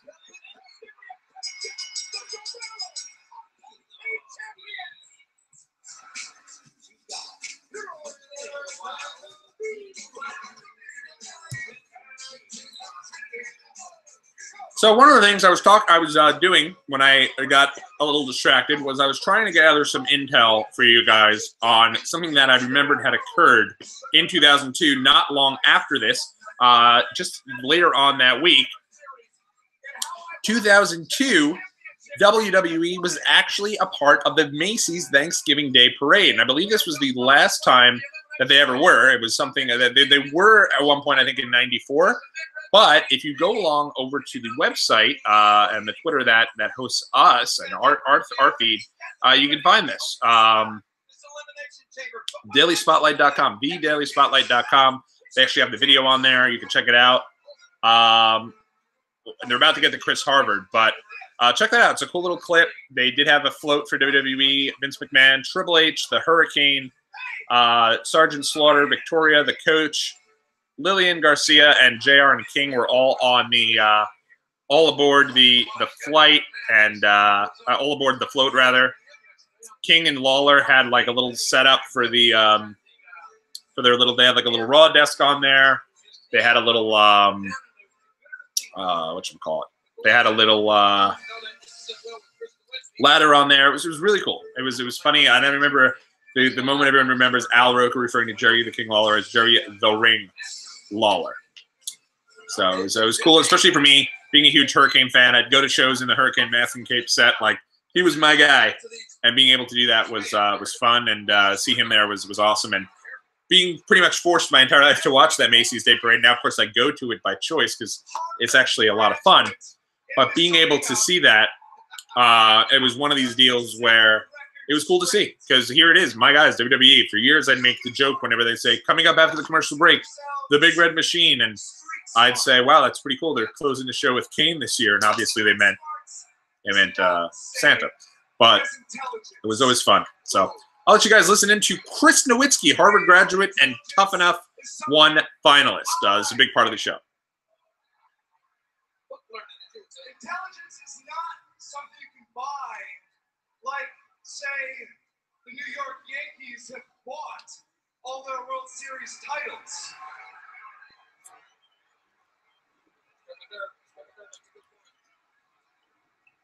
Intelligence is something you either have or you don't.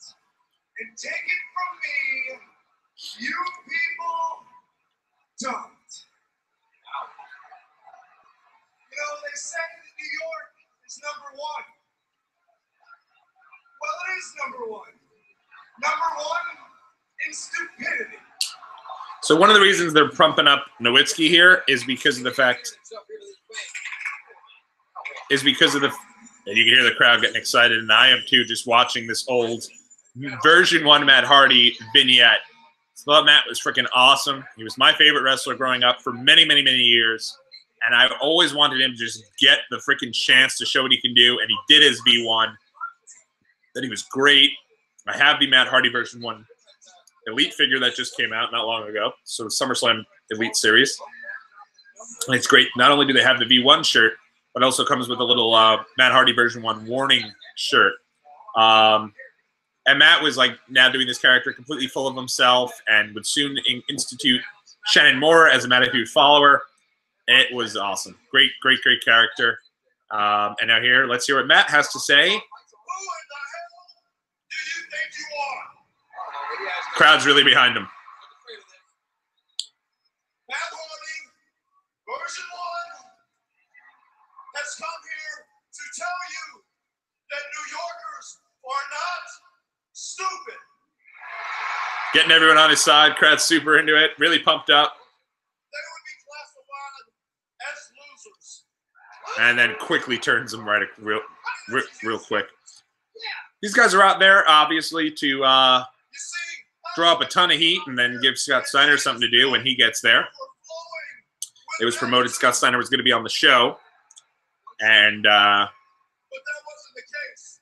And in actuality, these very people are sucking the attitude out of me. but I thought Matt was great. Nowitzki's getting a little bit of steam because this was during the period of Tough Enough 3 that was eventually won by John Morrison, who's now on Survivor, and Matt Capitelli, who unfortunately just recently passed away. But so they're showing how somebody from Tough Enough could do well, but Nowitzki didn't win. Maven did. Because I used to think that New York was cool, but in a very sad twist of fate. Listen to this pop when Steiner comes out. Like every other city, and it is full of losers. Where is this going?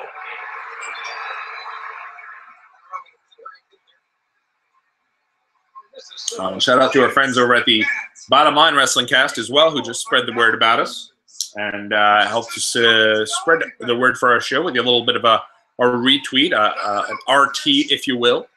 Shout out to those guys. Those guys are doing something really cool. If you get a chance to check them out, they are in the process of going through Stone Cold Steve Austin's entire career and reviewing every piece of his matches. Really good stuff. Check that out. Are you losers or are you stupid? This is great. Look at the New York crowd. This debate has to end. Look, Chris, let's compromise. These people are losers and they're stupid. They're looping. Looping. New Yorkers are looping. Pretty bad promo, actually. Stupid. We're talking about assholes. Who says a Raw and a SmackDown talent can't get along?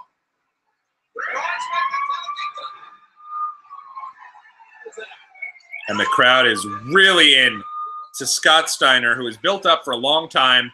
One of the last holdouts of WCW. I think it was like him, Goldberg and Sting up until this point is like the last three guys who held out. And it was always people wanted Steiner in WWE. People really did. People loved the Big Papa Pump character. They thought what he was doing was just tailor-made for that WWE type character. And here he comes. And the reason why they did that whole deal with Matt Hardy and Chris Nowitzki is that one of the big things about everyone who would show up at this point would be what brand they would go on to, whether it be Raw or SmackDown, but they didn't want to give it away. That was like a big drawing card, I guess, to figure out where these guys would go and what they would do. So Steiner, the reason he's out there right now and he's going up against Hardy and Nowitzki was because one guy was on Raw, one guy was on SmackDown. They didn't want to give it away which show he was going to go ahead and join. So it was pretty cool. At the same time, it was a deal where basically the crowd's just eating him up. People are so excited to see Scott Steiner. It's so sad that it doesn't work out well with his run here. But look at the guy. I mean, he's just jacked to the absolute gills. An absolute monster. His little glasses look like they're about to fall in, like are being sucked into his face.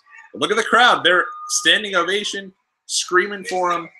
Everyone's got Papa Pump signs. And here he goes. I remember being really annoyed because I didn't like that Steiner was coming at the expense of my favorite wrestler, Matt Hardy. But he's got the suplexes going on and really good stuff. One of the big things people were worried about Steiner when coming in was A, the fact that he had a reputation of having a horrible attitude, and B, but they were worried he wouldn't be able to have a situation where he'd be able to wrestle a full-time schedule. His back was messed up. He had some health ailments going on. I believe he had a case of drop foot, which is really painful. So there was a little bit of concern, but night one, you would have thought, I mean, this guy was the big guy. And really freaking, he just picked up Matt Hardy and did a press slam and did a couple reps with Hardy on top of him. Now he's doing some push-ups, and the big booty daddy is way over in Madison Square Garden here. And the crowd's doing the hoo-hoo-hoo for Rick Steiner. He asked for the mic and didn't ask so nicely. I think he said something like, give me the fucking microphone. And Scott Steiner, man.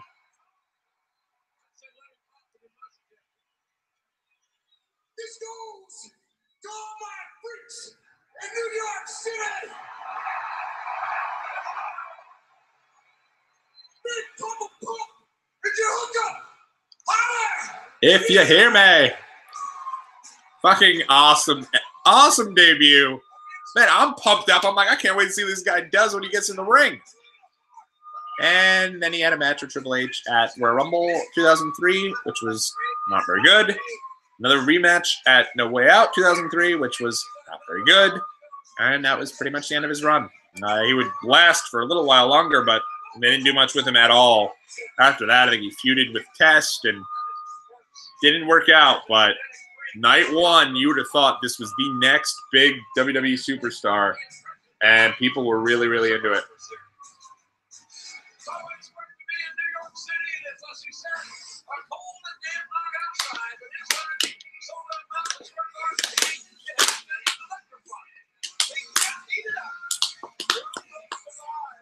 And now they're promoting the Elimination Chamber.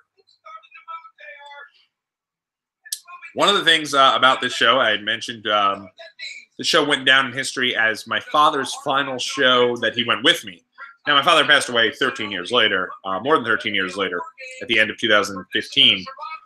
So it was more just he was just no longer interested in wrestling. He's who got me into wrestling. And he was into the stars of the Attitude Era. Austin, Taker. Taker was his guy. The Rock, Foley. So now with all those guys, one by let's listen in here because I do remember this. Shawn Michaels getting an interview with Terry Runnels. Last Monday night, you said that you believed that tonight you would win the World Heavyweight title. Why? Why do you believe? Why do I believe, little lady? Are you kidding me? Are you really? This is RNN breaking news. Hi, Randy Orton here. And I've decided to take a little time out of my rigorous rehab schedule to come to Survivor Series. But don't worry, there was no further damage done to my shoulder on the long flight to New York City, thanks to that sexy flight attendant, Sherry, who hooked me up with that extra pillow. Really, I also want to thank you fans. And please, Just winks at the camera. please keep sending your emails to getwellrandy@wwe.com. Because with your support, I know that I'll be back in no time. They were doing a storyline with Randy Orton where, so 2002 is known as the year where everybody made the debut. We talked about it earlier. Lesnar's on the top of the card. He is like the biggest thing. He's the next big thing, right?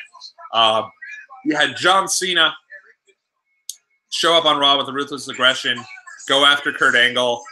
Didn't do much after that. However, he did do a deal where he was transitioning into the rapper gimmick and just did that at the SmackDown Halloween special, just about a month or so prior to this. And on top of that, you had guys like Batista make his debut as Deacon Batista, and they're actually in the process of building his Raw debut as Batista. They almost like forgot the Deacon Batista thing happened. So you'd basically see all these vignettes with him pumping iron and just looking like a monster. And I think they'd say like the genetic evolution has begun, ironically enough. As you can hear saliva in the background as they're promoting the Elimination Chamber. But they had done a deal with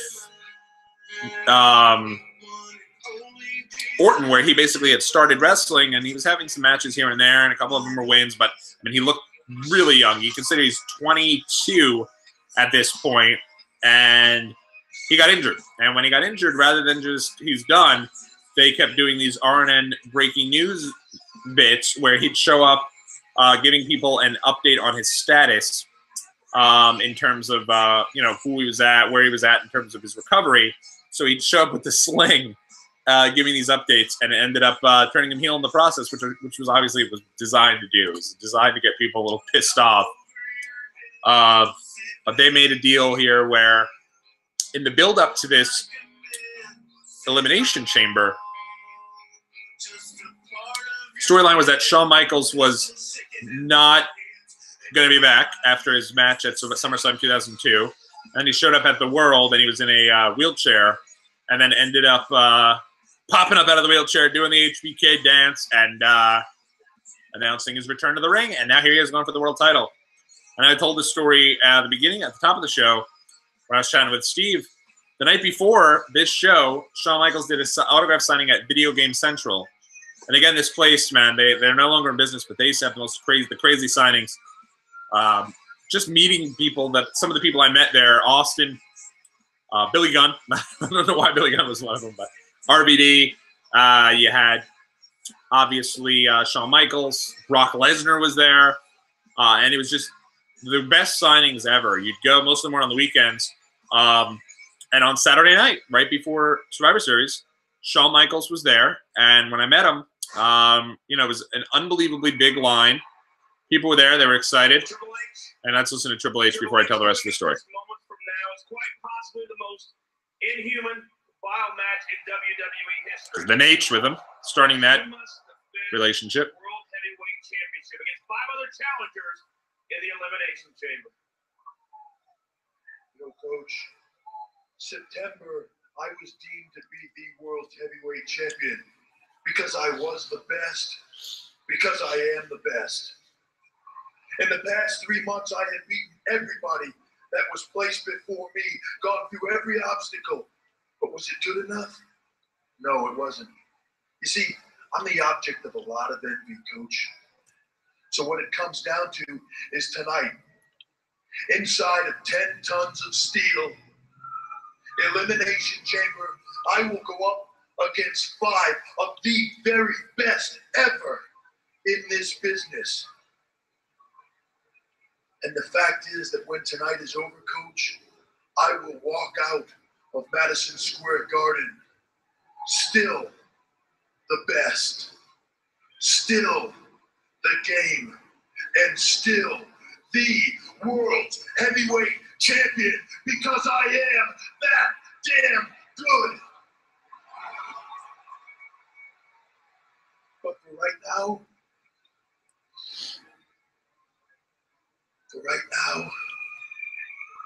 I've got a first-class ticket to hell.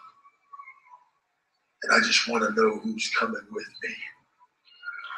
All right. So here comes Eric Bischoff. Talk about the Chamber. So a lot of this silliness here. I mean, there's only 6 matches on the show, which I felt like there was more. But everything got a decent amount of time other than obviously Lesnar and Show, which was cut short due to Lesnar's injuries. And I talked about when we went to go online to get tickets for the show, because that's what you did back in the day. And I'll actually be doing this Thursday, which is crazy that, you know, in a day that we're going to an on-sale party when you can just easily go online and put them in and get your tickets when they go on sales. But let's listen to Bischoff here as he goes through everything about the show, and then I'll be able to pretty much talk to you guys uninterrupted. The great man of Eric Bischoff, the Elimination Chamber.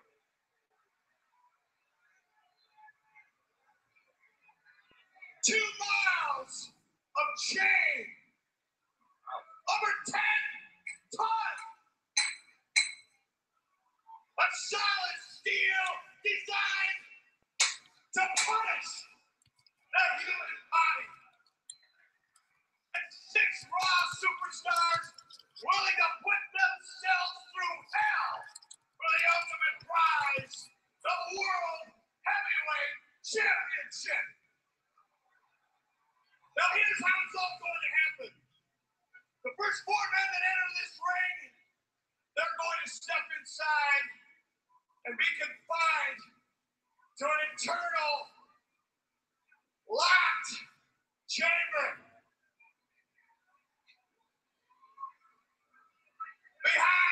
This is where I use what I've learned.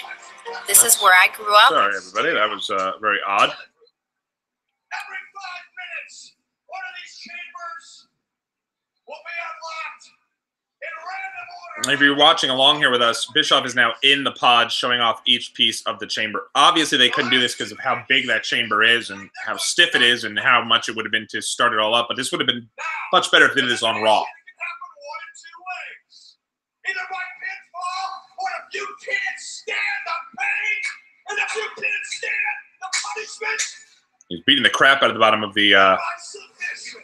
parts with a There is one, pipe. just one, sole survivor, and that man becoming the World Heavyweight Champion. So the idea here was that WWE was trying to create another gimmick type match, similar to the Rumble, similar to Bischoff almost took a spill down them steps. But they were trying to create something that they can utilize and that they can do. And it was something where they wanted to originally put the Elimination Chamber on as a themed pay-per-view in December of each year. But the idea here is that they start with 2 guys in the ring. Each one of the other competitors is in the pods, and every 5 minutes is a countdown, 10, 9, 8, 7 countdown. And basically, then they'd open up and they'd continue until everyone was in the match. But throughout the entire match, anyone could get eliminated at that point. By the way, Jericho, if you could tell, he is coming out to a live version of his theme song that Saliva is doing live from the world. But again, unless they're set up on the side of the actual, the side of the where they're broadcasting the pay-per-view, this most likely was recorded earlier in the day and then just streamed. I'm just saying this off of what logistically makes sense. Was kind of shown while Jericho's walking down the aisle. And you got to figure this was done earlier. It was probably like a pre-party. Saliva did like a concert before Survivor Series, and then you were able to I guess, stay there and watch the show. But it's kind of cool. Kind of cool how they did this year with the footage breaking off. And this was all in relation to the WWE Aggression album, I believe is what it was called. And basically what it was, maybe actually, it was a rock album that WWE, let's see here. I'll pull it up here. Let's see. It was referred to as...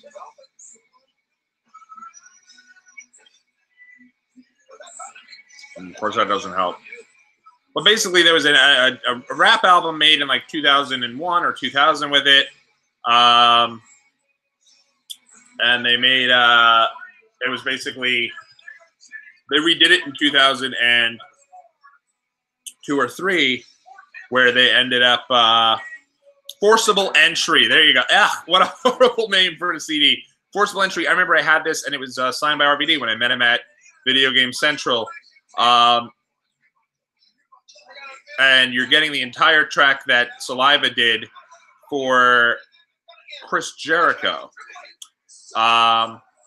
Which actually, they did not do it on the Forcible Entry. That's right, Seven Dust did. Saliva did Turn the Tables for the Dudleys, which became the Dudleys theme later on. They did a song, something for Jericho.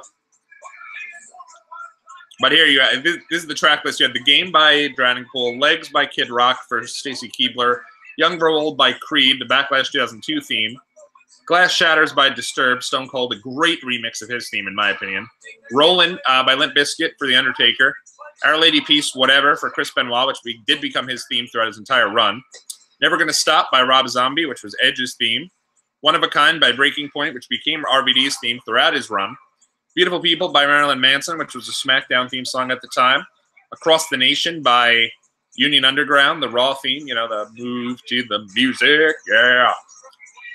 Break the Walls Down by Seven Dust, Turn the Tables by Saliva, which was for the Dudleys, Live for the Moment by Monster Magnet, which was for the Hardys and eventually became the Matt Hardy version 1 theme song, The End of Everything by Stereo Mud for Raven, The Ride of Your Life by Neurotica, the King of the Ring 2002 theme, Just Another Victim by Cypress Hill, I remember that being badass as well, for Taz, No Chance by Dope,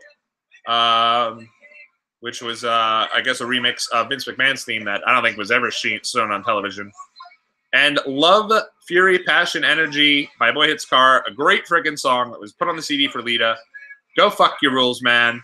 And the CD, when released in 2002, debuted at number 3 on the U.S. Billboard Top 200 charts, which is crazy and still shows that, while maybe WWE didn't have the popularity that it did during the Attitude Era, there was still a lot of people that were really into it, and they definitely did still have a major audience. So, but you could figure out pretty quickly here that this was going to be Shawn Michaels that started off. He wasn't going to start off in the cell. I mean, his first match back, he was coming out next. People were into him. This was as good as it gets. I mean, you never thought Shawn was going to be back as a full-time performer, and here he is going for the world title. And, I mean, even meeting him the day before. I remember, I still have the photo. I'll try to find it somewhere and post it on Twitter at WatchWrestlePod. One of these deals where we were out in the cold the entire night, a buddy of mine and I, and my mother took us, fresh out of surgery, had leg surgery, took us to the signing and sat in the car for hours as we waited around because, you know, we didn't drive yet. We were still kids. As we waited on this line and the pouring rain to meet HBK. The place was cool, though. Video Game Central would give everyone, like, free coffee, free hot chocolate, free donuts from across the street. There used to be in, this is now in Howard Beach, New York, there used to be a Krispy Kreme, which is, in my opinion, the best donut around. Unfortunately, in New York, there's only now one location that exists in Penn Station. And when I'm in Penn Station, I tell my wife, but I do oftentimes. I don't go there too often to Penn Station. When I do usually take that little trip up the stairs to go over and get myself a donut from Krispy Kreme because it's friggin' delish. And we got some Krispy Kremes every time you'd be on the line to go meet these wrestlers because they knew it was going to take a long time and people would be there for hours on end, and worth it to meet HBK. And he was my favorite. I was there for his return match at SummerSlam 2002, which I'll talk about next year. And it was cool, man. It was fun. RVD was probably the most over mainstream guy in terms of him being presented as a big deal. He was just a cool guy, and he was somebody the crowd got behind, thought was cool. You look in the crowd, they had those old school foam finger RVD thumbs, which was super cool. You don't have that very often these days, the foam fingers when you go to events, but they did back then. That was fun. Badass theme song, the one of a kind, from that Forcible Entry. And so he was actually at the Video Game Central store in conjunction with the CD being released, and got to meet him, and he signed for us. But HBK was there, and when we were talking with him, I had mentioned it earlier, you know, I was just like, what am I going to say to Shawn Michaels? And I was a little starstruck. So I'd always like want to, crowd pop for Triple H there. I'd always want to figure out a question to ask them. And rather than doing that, I just said, good luck tomorrow. And he said that, hey, you know, I don't know how many matches I have left. And, of course, he'd wrestle for another 8 years. This is during the period of time right before Evolution formed, where Triple H is Ric Flair by his side, and we're getting a little much, where Triple H is pretty much the last remaining guy. Taker was there, but he was now the badass. Kane was there, but he was kind of transitioning into like more of a tag guy. Let's be honest. I know Kane just had the match there with Triple H for the title, but none of anyone really thought Kane was winning the title. Triple H was basically, because of necessity, the big guy. And there was a period of time where Triple H would usually get the win, and he'd beat people and destroy people. And for years, Triple H was wrecking people. But he'd win so frequently that when somebody would beat him, I thought he did a good job in getting them over to that next level. He was certainly instrumental in getting Benoit over to that next level, and was the guy who got Batista and made Batista by having Batista defeat Triple H clean at WrestleMania 21. Same with Cena at WrestleMania 22. I feel like Triple H did all this, and there was a couple-year period where he was beating people, and I thought there's no reason he should have beat Booker T at WrestleMania 19. But some of them were a little much, and certainly him, I thought he should have just won the title in a tournament rather than just being handed the title. I don't know to this day why that decision was made to just hand him the belt. People are upset that he was just given the belt rather than given to somebody else. I don't care that he was given the belt, that he was first champ.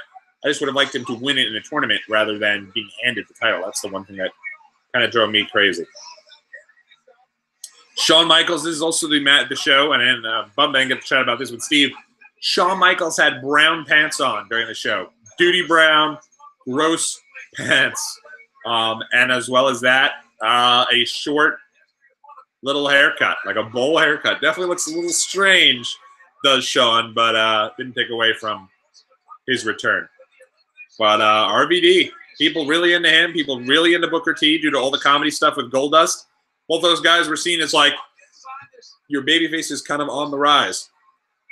I don't think anybody thought that RVD or Booker or Kane was going to win. So I think that's when Steve mentioned how when they saw the confetti cans come out, they asked if that meant that Shawn was winning. The reason for that was because of the fact that I don't think anybody realistically thought that Kane, RVD, or Booker T were necessarily going to win the title. They just weren't positioned as super top guys yet, even though, again, Kane was just out of that silly feud with Triple H. Silly, of course, because remember, the build-up to this match in this Survivor Series on Raw, they were so over the top with all the sexuality and all the violence and everything that they were going on with. 3-minute warning was laying out women who were doing hot lesbian action angles, and Triple H was doing the Katie Vick thing. And the Katie Vick thing, they had presented Katie Vick, and believe it or not, on the Pritchard Show, which I did not know, they were talking about how Katie Vick was supposed to actually be presented as somebody that was going to lead to the debut of a new character, Scott Vick. And Scott Vick was going to basically be somebody who was going to come in and feud with either Triple H or Kane, and ended up not working out at all. And who was Scott Vick was going to be Sick Boy from WCW, I believe. I believe that he was going to come in and he was going to wrestle actually, I'm not sure that's actually his real name. So I don't know that. I don't know what they basically said. And he was going to basically come in and be introduced as Katie Vick's brother or somebody related to Katie Vick and feud with Triple H or Kane. And in doing so, it never happened because of the fact that he just kind of flamed out. He had some really bad matches in the lead up, and some of the dark matches he had were brutal. So it never worked out, and instead they ended up doing a thing where it led to, unfortunately, Kane's ex-girlfriend who he murdered, and that whole storyline where Triple H simulated having sex with the corpse at a funeral home. That was, in fact, a shoot funeral home, and there was a wake going on in the same room that was just blocked off with a divider when they filmed that sketch. So Katie Vick, I remember the Shawn Michaels thing said it best when I asked him if he was offended by the Katie Vick storyline as a Christian, and he said, I wasn't offended by necrophilia as a Christian. I was offended by necrophilia as a wrestling fan, and some people were really unhappy about it. That was another one of those where at this point now I'm in my teenage years, but if I was any younger, I think my parents would have turned off that camera and said, screw this. So RVD is climbing up to one of the pods here. This is one of the times, I believe, one of the matches where, one of the parts of the match that are really well remembered. Not here, actually, but it's coming up later. But you'll notice there, the chamber's really stiff, and it's one of the things that people remember most about the Elimination Chamber is just how stiff everything about it is. When they're wrestling, when they're falling on the floor, when they're doing moves to each other on that steel grating area that's kind of on the sides there, that's legitimately really stiff. And people were up in arms. Some people were up in arms when they added padding there. I don't think it's taken anything away from the matches, but like, ouch! RVD just hit a senton off the top, landed on his tailbone on that steel grating, and look at that grating. I mean, if you're watching along with me here, look at that steel grating for Elimination Chamber. Stiff as all hell, and really takes a lot out of the folks that are making that work.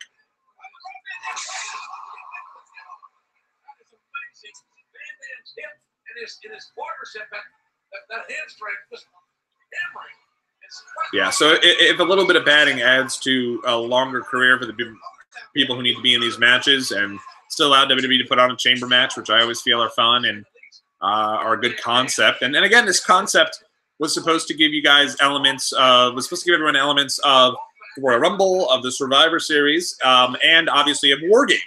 This is very heavily War Games influenced. War Games, big match from WCW that Triple H was a huge fan of. Vince McMahon never wanted to have that happen, where you'd get War Games in WWE because it would eliminate a lot of the seats on the floor. It's another piece of business I got from the Pritchard Show, which I cannot recommend enough. But you'd have that where in War Games, you know, each person joins the fray. Similar deal here as Jericho enters the match, where basically the crowd got to count down 10, 9, 8, like everyone loves to do at the Rumble. And if you ever go to a Rumble live, the entire crowd is counting 10, 9, 8 the whole entire show and loves being there for the Rumble matches. And it was really cool to be there for 2 Rumbles earlier this year. Then you also have the elimination aspects of the Survivor Series. So Chamber's been cool. A lot of really good Chamber matches through the years. And I like the idea that you can be eliminated. One of the things I like about the Chamber, more so than War Games, is in War Games, nothing is really getting started or settled until everyone gets in the ring. Whereas in the Elimination Chamber, somebody can get eliminated, and usually does, before the next pod opens and the next person joins the fray. So I mentioned that my father came with me to the show and was, at this point, not a huge wrestling fan at all. You know, whoa, look at RVD, man. Crazy. Went from the top rope, springboard off that, went onto the steel grating of the kind of that fencing that they have there, the chain link fence of the chamber, and hit a back senton onto Jericho and got a well-deserved RVD chant from the Garden crowd. Oh, yes, my dad was having a hard time being awake for the show, honestly. First off, he was in a bad mood because we got detained by security when we first came in. This is only, remember, about a year or so after 9/11, so security is ramped up at Madison Square Garden. And we got in there. My dad was asked to open up his wallet, open up his flip phone, open up his beeper. My dad was having none of it. He didn't understand why he had to do it. He was not happy about it. I was pleading with my father just to go along with them. And in doing so, it was one of these deals where they really had a situation where they basically did a deal where, they asked him to take out all of his stuff, and he didn't understand why. And they said, "Sir, we're just trying to we're just trying to reduce the risks for terrorism." And my dad was very unhappy and saying, so you're basically saying I'm a terrorist. You're thinking I'm a terrorist. And finally did agree to take out his stuff because I was pleading with him. I was like, "Dad, they're not going to let us in." So he did eventually succumb and give them that stuff. And was really into the Dudleys and was really into that first match. I think Jamie Noble and Kidman put him to sleep. Got up, walked around, came back, was really into Brock Lesnar's match, right back to sleep for most of the rest of the show. And I remember there were some kids there who were laughing about, thought it was just amazing that he'd fallen asleep. And years later, my buddy Joe and I went to a show and saw a father who was there with his son reluctantly falling asleep and thought it was also the greatest thing we'd ever seen. But at one point during this match, a famous part of it, a bunch of kids in our section were doing the Booker T 5-time, the chant, the five-time WCW champion. My dad woke up and actually joined in on the chant, only to then go right back to bed for the remainder of for at least till I'd say the end, when I woke him up and he was really into the end of the show. But it was definitely something to me that let me know that it was a transition. For years and years and years, my whole family would order the bigger WWE pay-per-views. We'd watch them. We'd watch every single pay-per-view together as a family. And I had gotten older to a point where, Steve, who would join me, and I didn't get a chance to talk about it. But when he has a little more time and is able to join us again in the future, the pay-per-view parties, those pay-per-view parties he was talking about with his cousins, eventually transitioned into pay-per-view parties that he and I would do through the years. We'd watch the pay-per-views. We'd have people come over to watch the pay-per-views. Everyone would throw down a few bucks, watch the pay-per-views, do their thing. And my father and mother and family kind of at that point were like, nah. They'd stick around. We'd do a family thing for like the bigger shows and maybe have some friends come over for that. But it definitely was a transition. And every point in my life, I've had a friend that I've watched those pay-per-views with. So this is right out of the War Games playbook here, where the heels always get the advantage.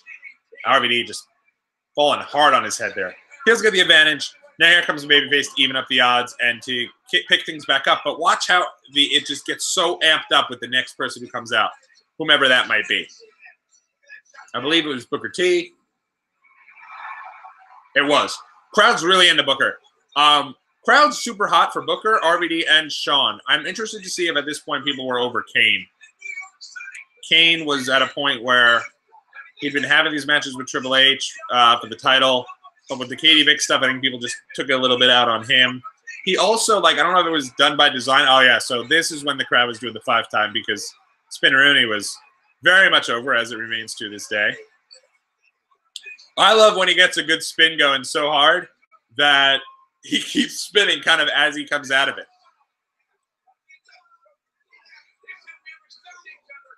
Look how uncomfortable it must be. You can see Kane kind of holding on there.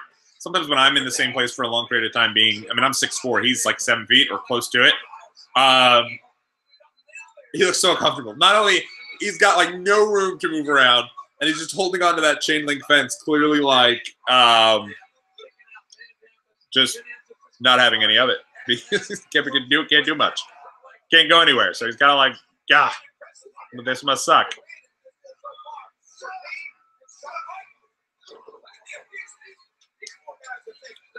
RVD has some great offense. I was never really a fan of the catch the one leg, roll through with the other leg into the spinning heel kick. I always thought that looked awkward.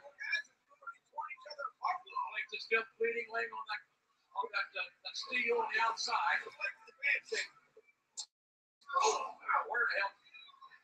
Jericho is very Jericho.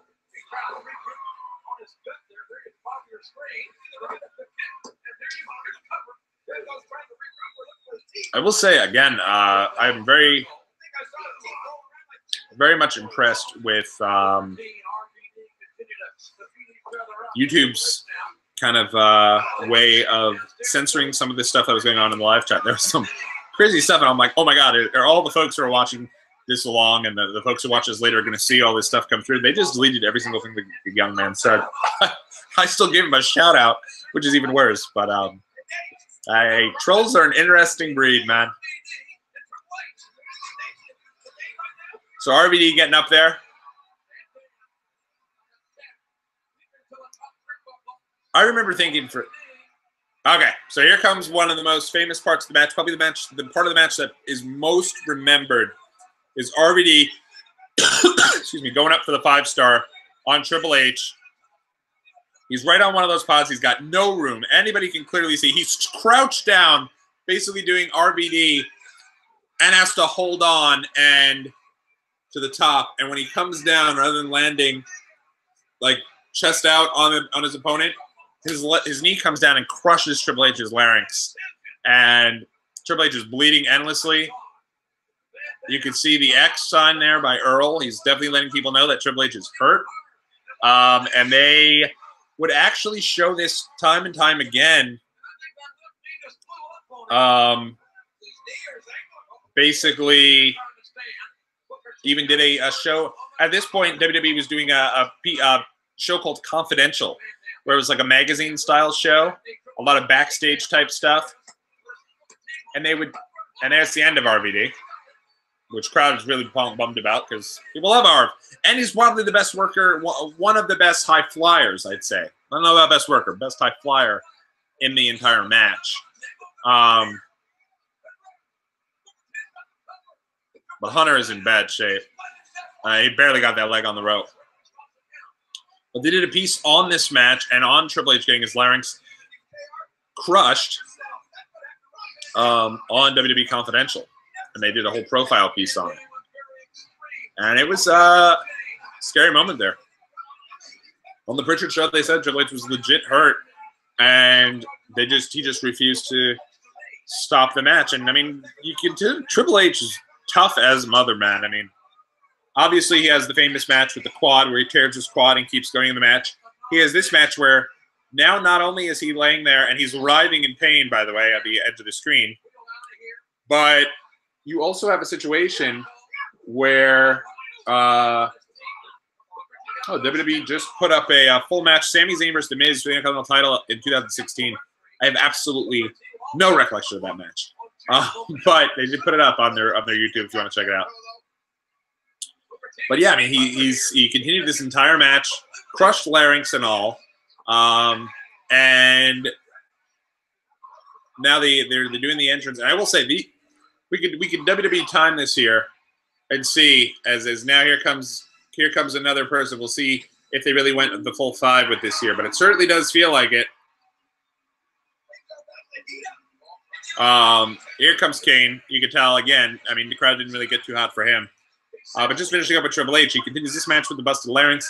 This past month, he suffers a torn pectoral muscle in his big return match with Shawn Michaels against the Brothers of Destruction at the Crown Jewel show, and continued that match for 28 minutes when that pec injury happened early on in the show. So you can never question the toughness of one Triple H.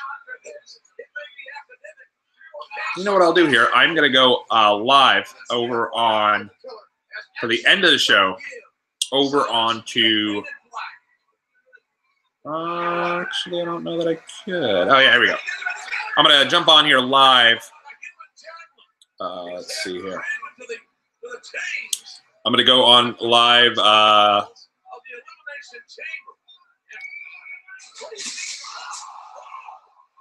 So, yeah, so they said it was bulletproof glass, and Jericho just got launched through one of the pods, which was always funny. But still impressive as all hell to see that, especially this is the first time they ever do it. So, there we go. So we're going to go live. If you guys are still watching here, we will still be live on YouTube. But I am going to go on live directly onto Twitter at WatchWrestlePod for the remainder of the show. So everyone can check us out here. So dangerous. Just like the total environment, the soulless steel. And see if that kind of works out. All right, so we are now live, guys, on Twitter as well as we're still on the live feed over on YouTube.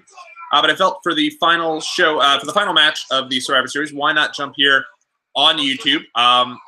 If you guys are looking more for the rest of this Survivor Series 2002 card, including Brock Lesnar and The Big Show, the debut of Scott Steiner, the insane six-man tag with the Dudleys, Jeff Hardy against 3 Minute Warning and Rico. Everything on that card. The great SmackDown 6 elimination tag.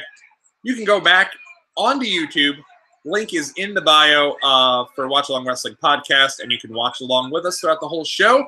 But figured I'd jump on here and chat with you guys if you guys were around. And right now, we're at the point of the show, the Elimination Chamber, where they're in the middle of the chamber. Jericho's busted open. Booker T has just been eliminated. RVD already has. So it's down to Jericho, Kane, and Triple H. And Shawn Michaels is getting ready to come into the ring. He's still in his pod, and Triple H has already had his larynx destroyed by RVD. It was one of these situations where RVD had hit the 5-star and just didn't have enough space. So he's standing on top of one of the pods. He's crouched down. He's trying to figure out how to do it, and almost falls a couple times. He needs to gain his balance by holding the chain link fence that's on top of the chamber pod. And rather than launching himself to do the 5-star, he has to basically like do the 5-star kind of a little by little by getting himself up for that. So we'll see from there. Hopefully you guys can see this well enough here on the Twitter.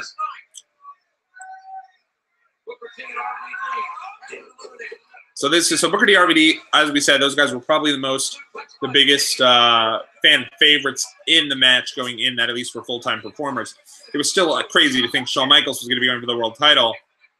But what it came down to, really with Kane, was a situation where he was babyface still, but I think people were kind of over him. I think that the KD Vick thing, unfortunately, people took it out on him a bit.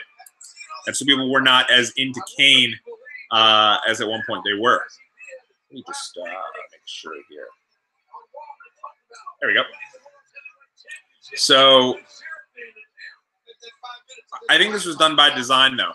Not only did the 5 minutes intervals give crowd kind of a little bit to calm down. Now their two fan favorites have been eliminated, so now all their energy is going to go into Shawn when he eventually does join the match here and compete against Jericho, Triple H, and Kane. Duty brown pants and all. Little flip-floppity haircut and all.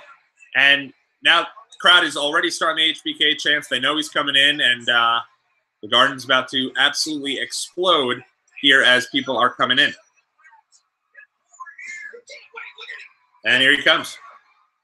Crowd is going crazy for him. You notice, by the way, ever since Triple H was hit by that 5-star, he has not moved. His larynx was destroyed. He hasn't moved. And, yeah, man, it was a rough situation. And just a testament to his toughness to even still be in this match. But, I mean, clearly everyone knows he is. No one's gone over to him. If you didn't see his legs or him laying there, he's just trying to get through the match. And thankfully there's other people who can do it.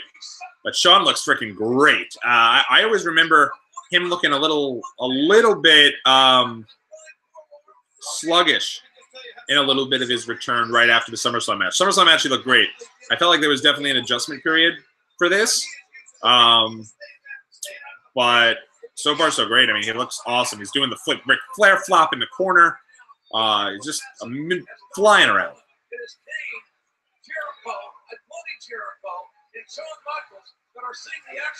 Maybe we'll do a little, now that we're streaming here, not only on YouTube, but also here via the phone over on Twitter.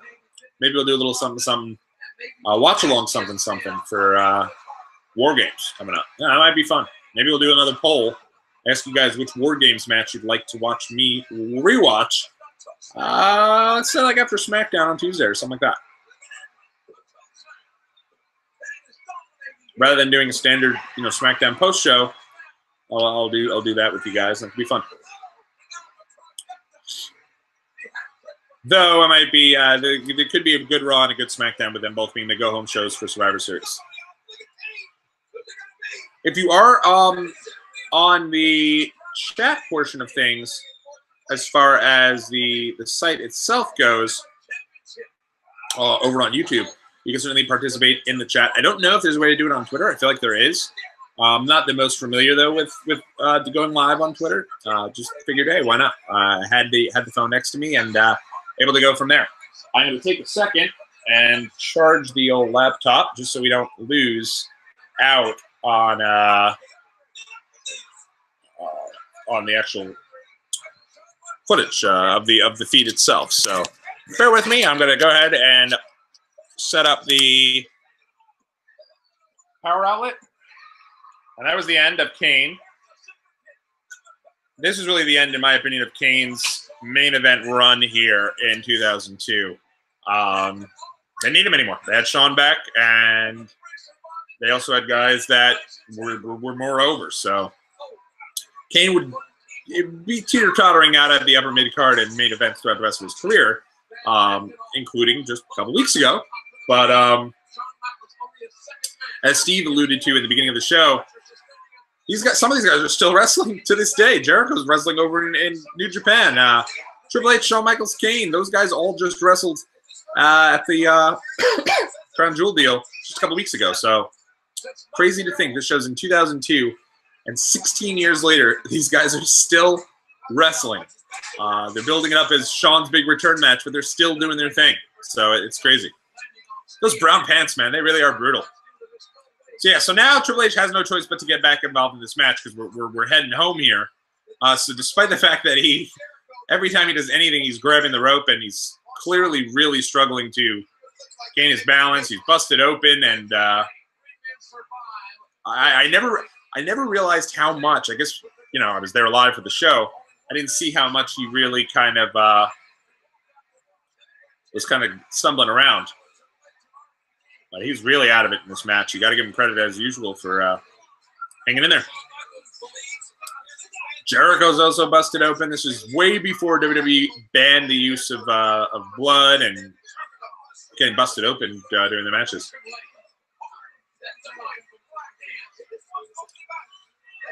Yeah, and so basically here, Jericho and Michaels still obviously hasn't happened, but that's kind of like a dream match as Jericho does the juke and jive there. And they'd have their match, obviously, just a couple months later over at WrestleMania 19. And end up being one of the best matches, in my opinion, in WrestleMania history. One of those transcendent-type matches. And the whole entire show of WrestleMania 19 really is a great show.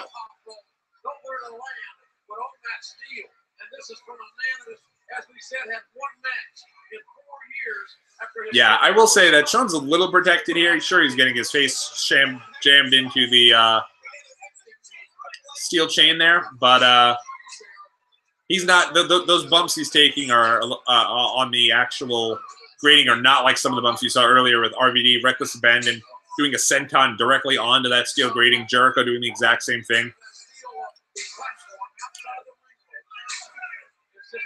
Make sure you guys do keep it locked in right here on Twitter at WatchWrestlePod, where we'll be able to talk with you guys about the show we'll be doing next week.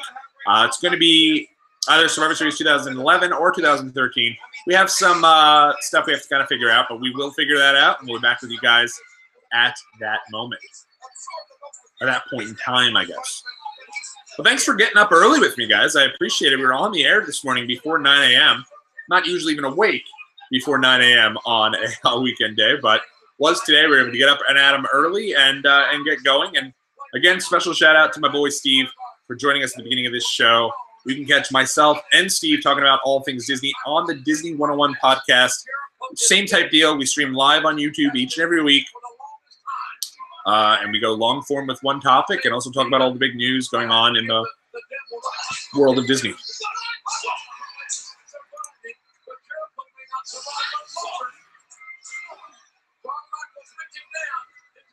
So they had Shawn here now going up against Jericho and Triple H. There's Earl Hebner in there. He was always the ref for all the big matches until he was caught selling bootleg WWE merch. So random.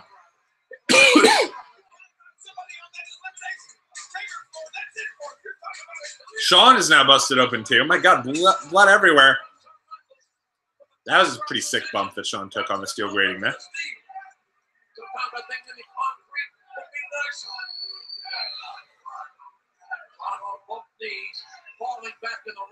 There's some iconic fans that are seen here. You know, there was actually like a new wave of fans that would be around during this period of time. I'll always remember the guy who was always dressed as Matt Hardy. I was Matt Hardy guy. He'd go to all the New York Independents and also was here dressed as version 1 Matt Hardy. It was kind of cool.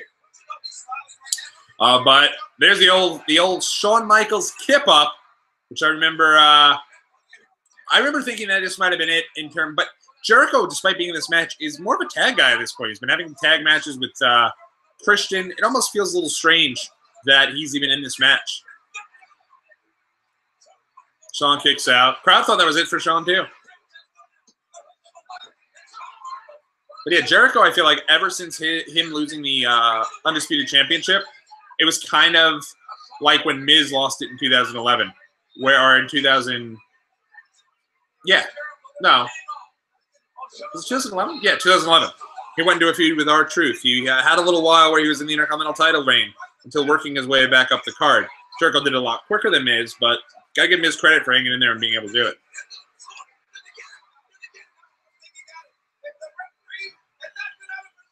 Moonsault there by HBK, and this is all vintage HBK stuff. And it was still the type of deal where, like, is he really back full time?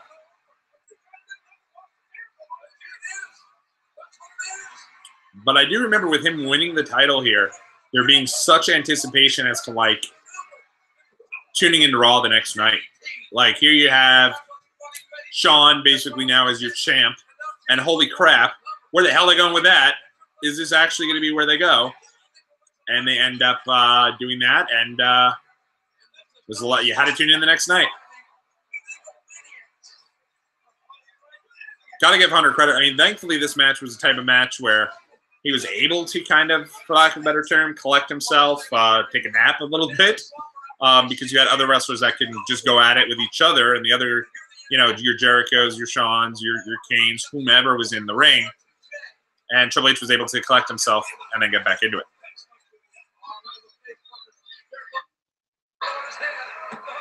But they went really long. I remember the three of these guys going really long. And it's funny because the way to get to Madison Square Garden from where we live here in Queens is clearly to take the LIRR. Take the LIRR right into Penn Station. You walk just in Penn Station. You can walk right up to Madison Square Garden and do your thing from there. So I remember every single show towards the end, my father being like, hey, do we want to beat the crowds? Do we want to maybe head out a little early and catch that train to the next part of town to get home and to not have to wait? Because you'd wait and it would be a whole bunch of wrestling fans running to the train at the same time. But I love that. I personally think that is some of my earliest memories, is taking the train to Madison Square Garden with wrestling fans, people with signs. Everyone's so excited and happy to be there. That Roy Rogers Steve alluded to in Penn Station, I feel like that's been that. Oh, big Sweet Chin music from Shawn, and that's it. And now it's down to Shawn and Triple H. Got rid of Jericho with the Sweet Chin music.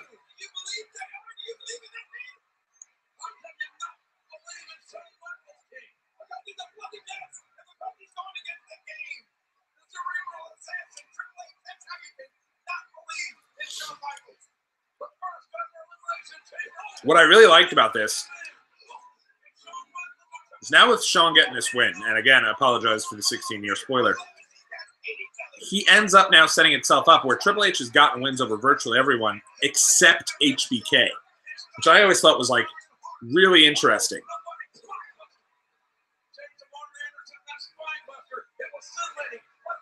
Shawn came back, beat him in 2002 SummerSlam. Shawn came back, beat him in Survivor Series 2002 SummerSlam.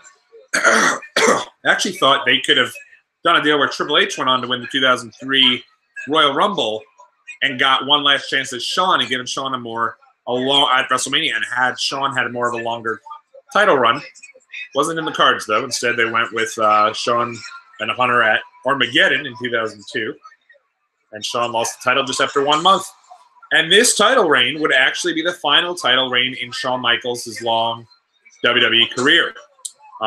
It was kind of just thought of that like he didn't necessarily need the title after his comeback, and I mean, in many aspects, you'd agree that he really didn't. He was kind of over the title. I always feel like the Shawn match, the Taker match, were matches on their own on the bigger shows, and they didn't necessarily need the belt. And they should be used to get guys over, and that does make sense. But it's crazy to think that after his comeback in 2002, he had exactly 1 month as the champion. And I remember his promo the next night talking about being the new, and he kept doing the Howard Finkel new world champion.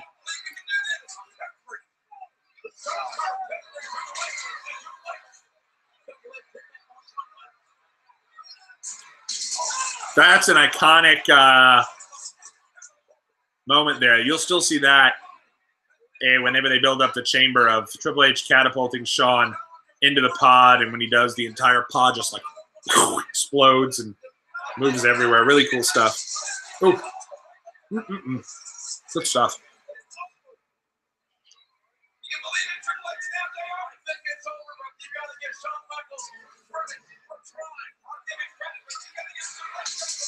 Oh, it's so cool. It probably doesn't hurt at all. Those are probably like flimsy little plastic things that are set up for each one of the pods. But every time someone goes into a pod, it sounds just fucking great. It sounds like a big explosion, and they do a really good job from there. So we are going. Well, you know what? We'll hold off before we say goodbye over on Twitter. I was going to say goodbye, but let's hold off until this match actually wraps up, which should be in about a minute or two. I remember thinking that he was going to lose this match. I didn't see those pods, those confetti pods, as Steve mentioned earlier. That was a great little story, though.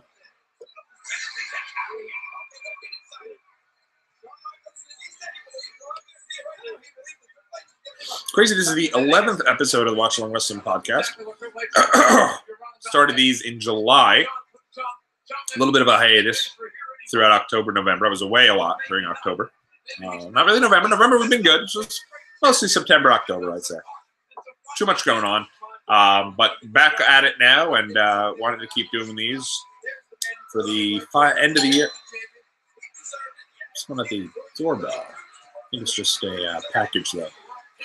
I'm not going to stop the Watchalong Wrestling Podcast to answer the door, so hopefully they'll just leave whatever it is.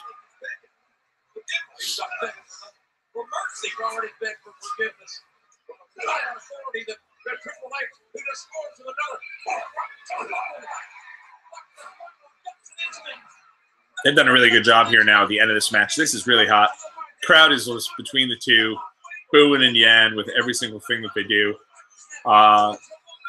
Triple H high knee. Shawn sells it like $1 million, but gets right back up. Big clothesline over the top, back onto that grating. They love just to. You could tell these guys this is the first chamber because these guys are just utilizing everything to their disposal. Like they have new toys to play with almost.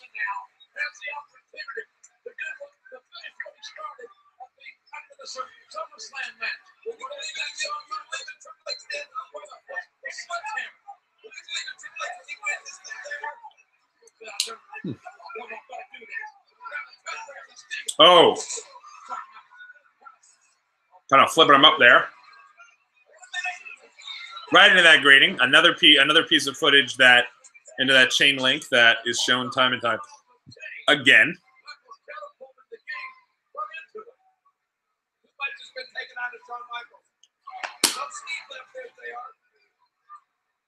He's reached down, and he's gotten everything that there was to get, and he's still come up short. Don't discount this man's heart. Don't discount his soul. He's still breathing. He's still in this thing. And at this point, Shawn is a little bit of playing the hits, but everything he does gets everyone really excited. Whether it be the elbow off the top, whether it be the moonsault, I don't think he goes to one of the pods. Does he go? Wow.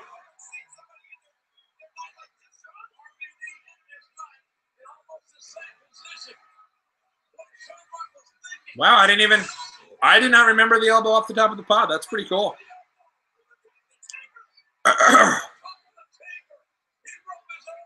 Thank God he didn't land on Triple H's larynx again.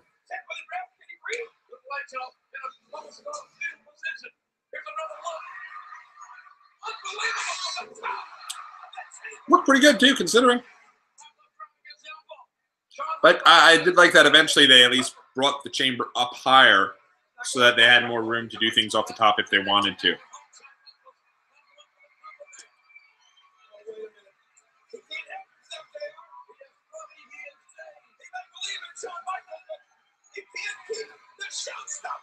And while there's definitely been better Elimination Chamber matches, I feel like they've done a good job, at least in preserving. This one's fun to watch, just to kind of see how they did everything, because it's the first time, you know?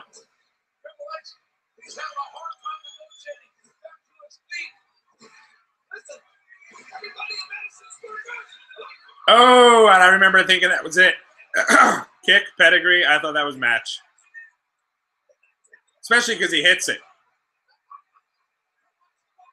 And there's a lot of people that are jumping for, I don't know if they're jumping, they're making a lot of noise. I don't know if they're just screaming no, or if people maybe Hunter had some fans too.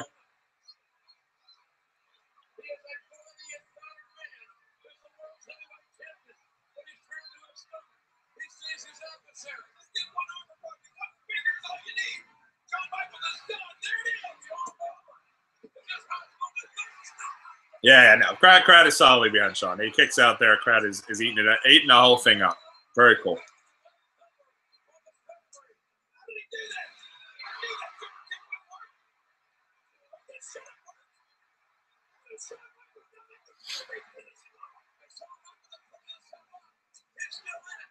Shawn does so good at selling here. Look at him. He's just barely.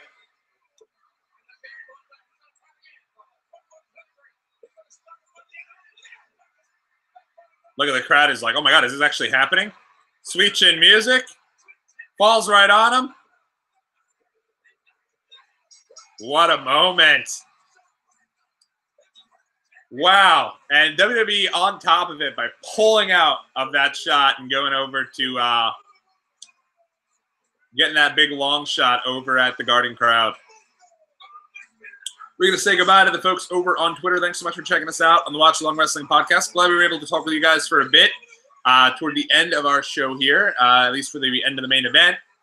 If you guys do want to go back into the archives and check out the rest of the show, it is on YouTube right after this, and you can watch along. You can turn it on and watch the entire show along with me on Twitter. So this is Tommy on the spot. We will talk to you guys again real soon on Twitter, and we'll wrap it up here on YouTube right after that.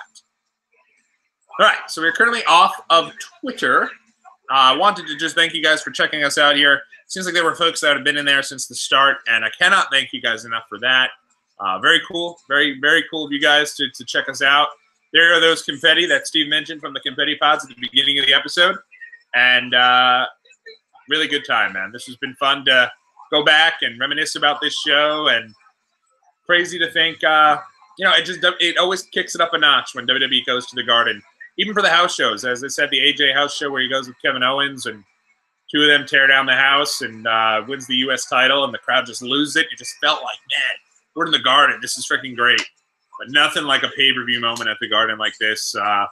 Big moment. Shawn wins the belt. I remember sitting there and being a teenager and just losing my mind and thinking, damn, he was working me. He's not. Maybe does have some more left in him. So even realizing at that moment that to think about it, because I met the guy the day before, tells me, kid, I'll be honest with you, I don't know how many more of these I got left. Wins the title the next night. Shawn Michaels working me way back in 2002 on the whim like that. A cool moment, a cool show. That's going to do it for us today, guys, on the Survivor Series 2002 Watch-Along Wrestling Podcast. We will be back throughout the week looking at Survivor Series. Another Survivor Series, another classic Survivor Series as we continue to build to next week's big show. Keep it locked over on Twitter at WatchWrestlePod for all that information.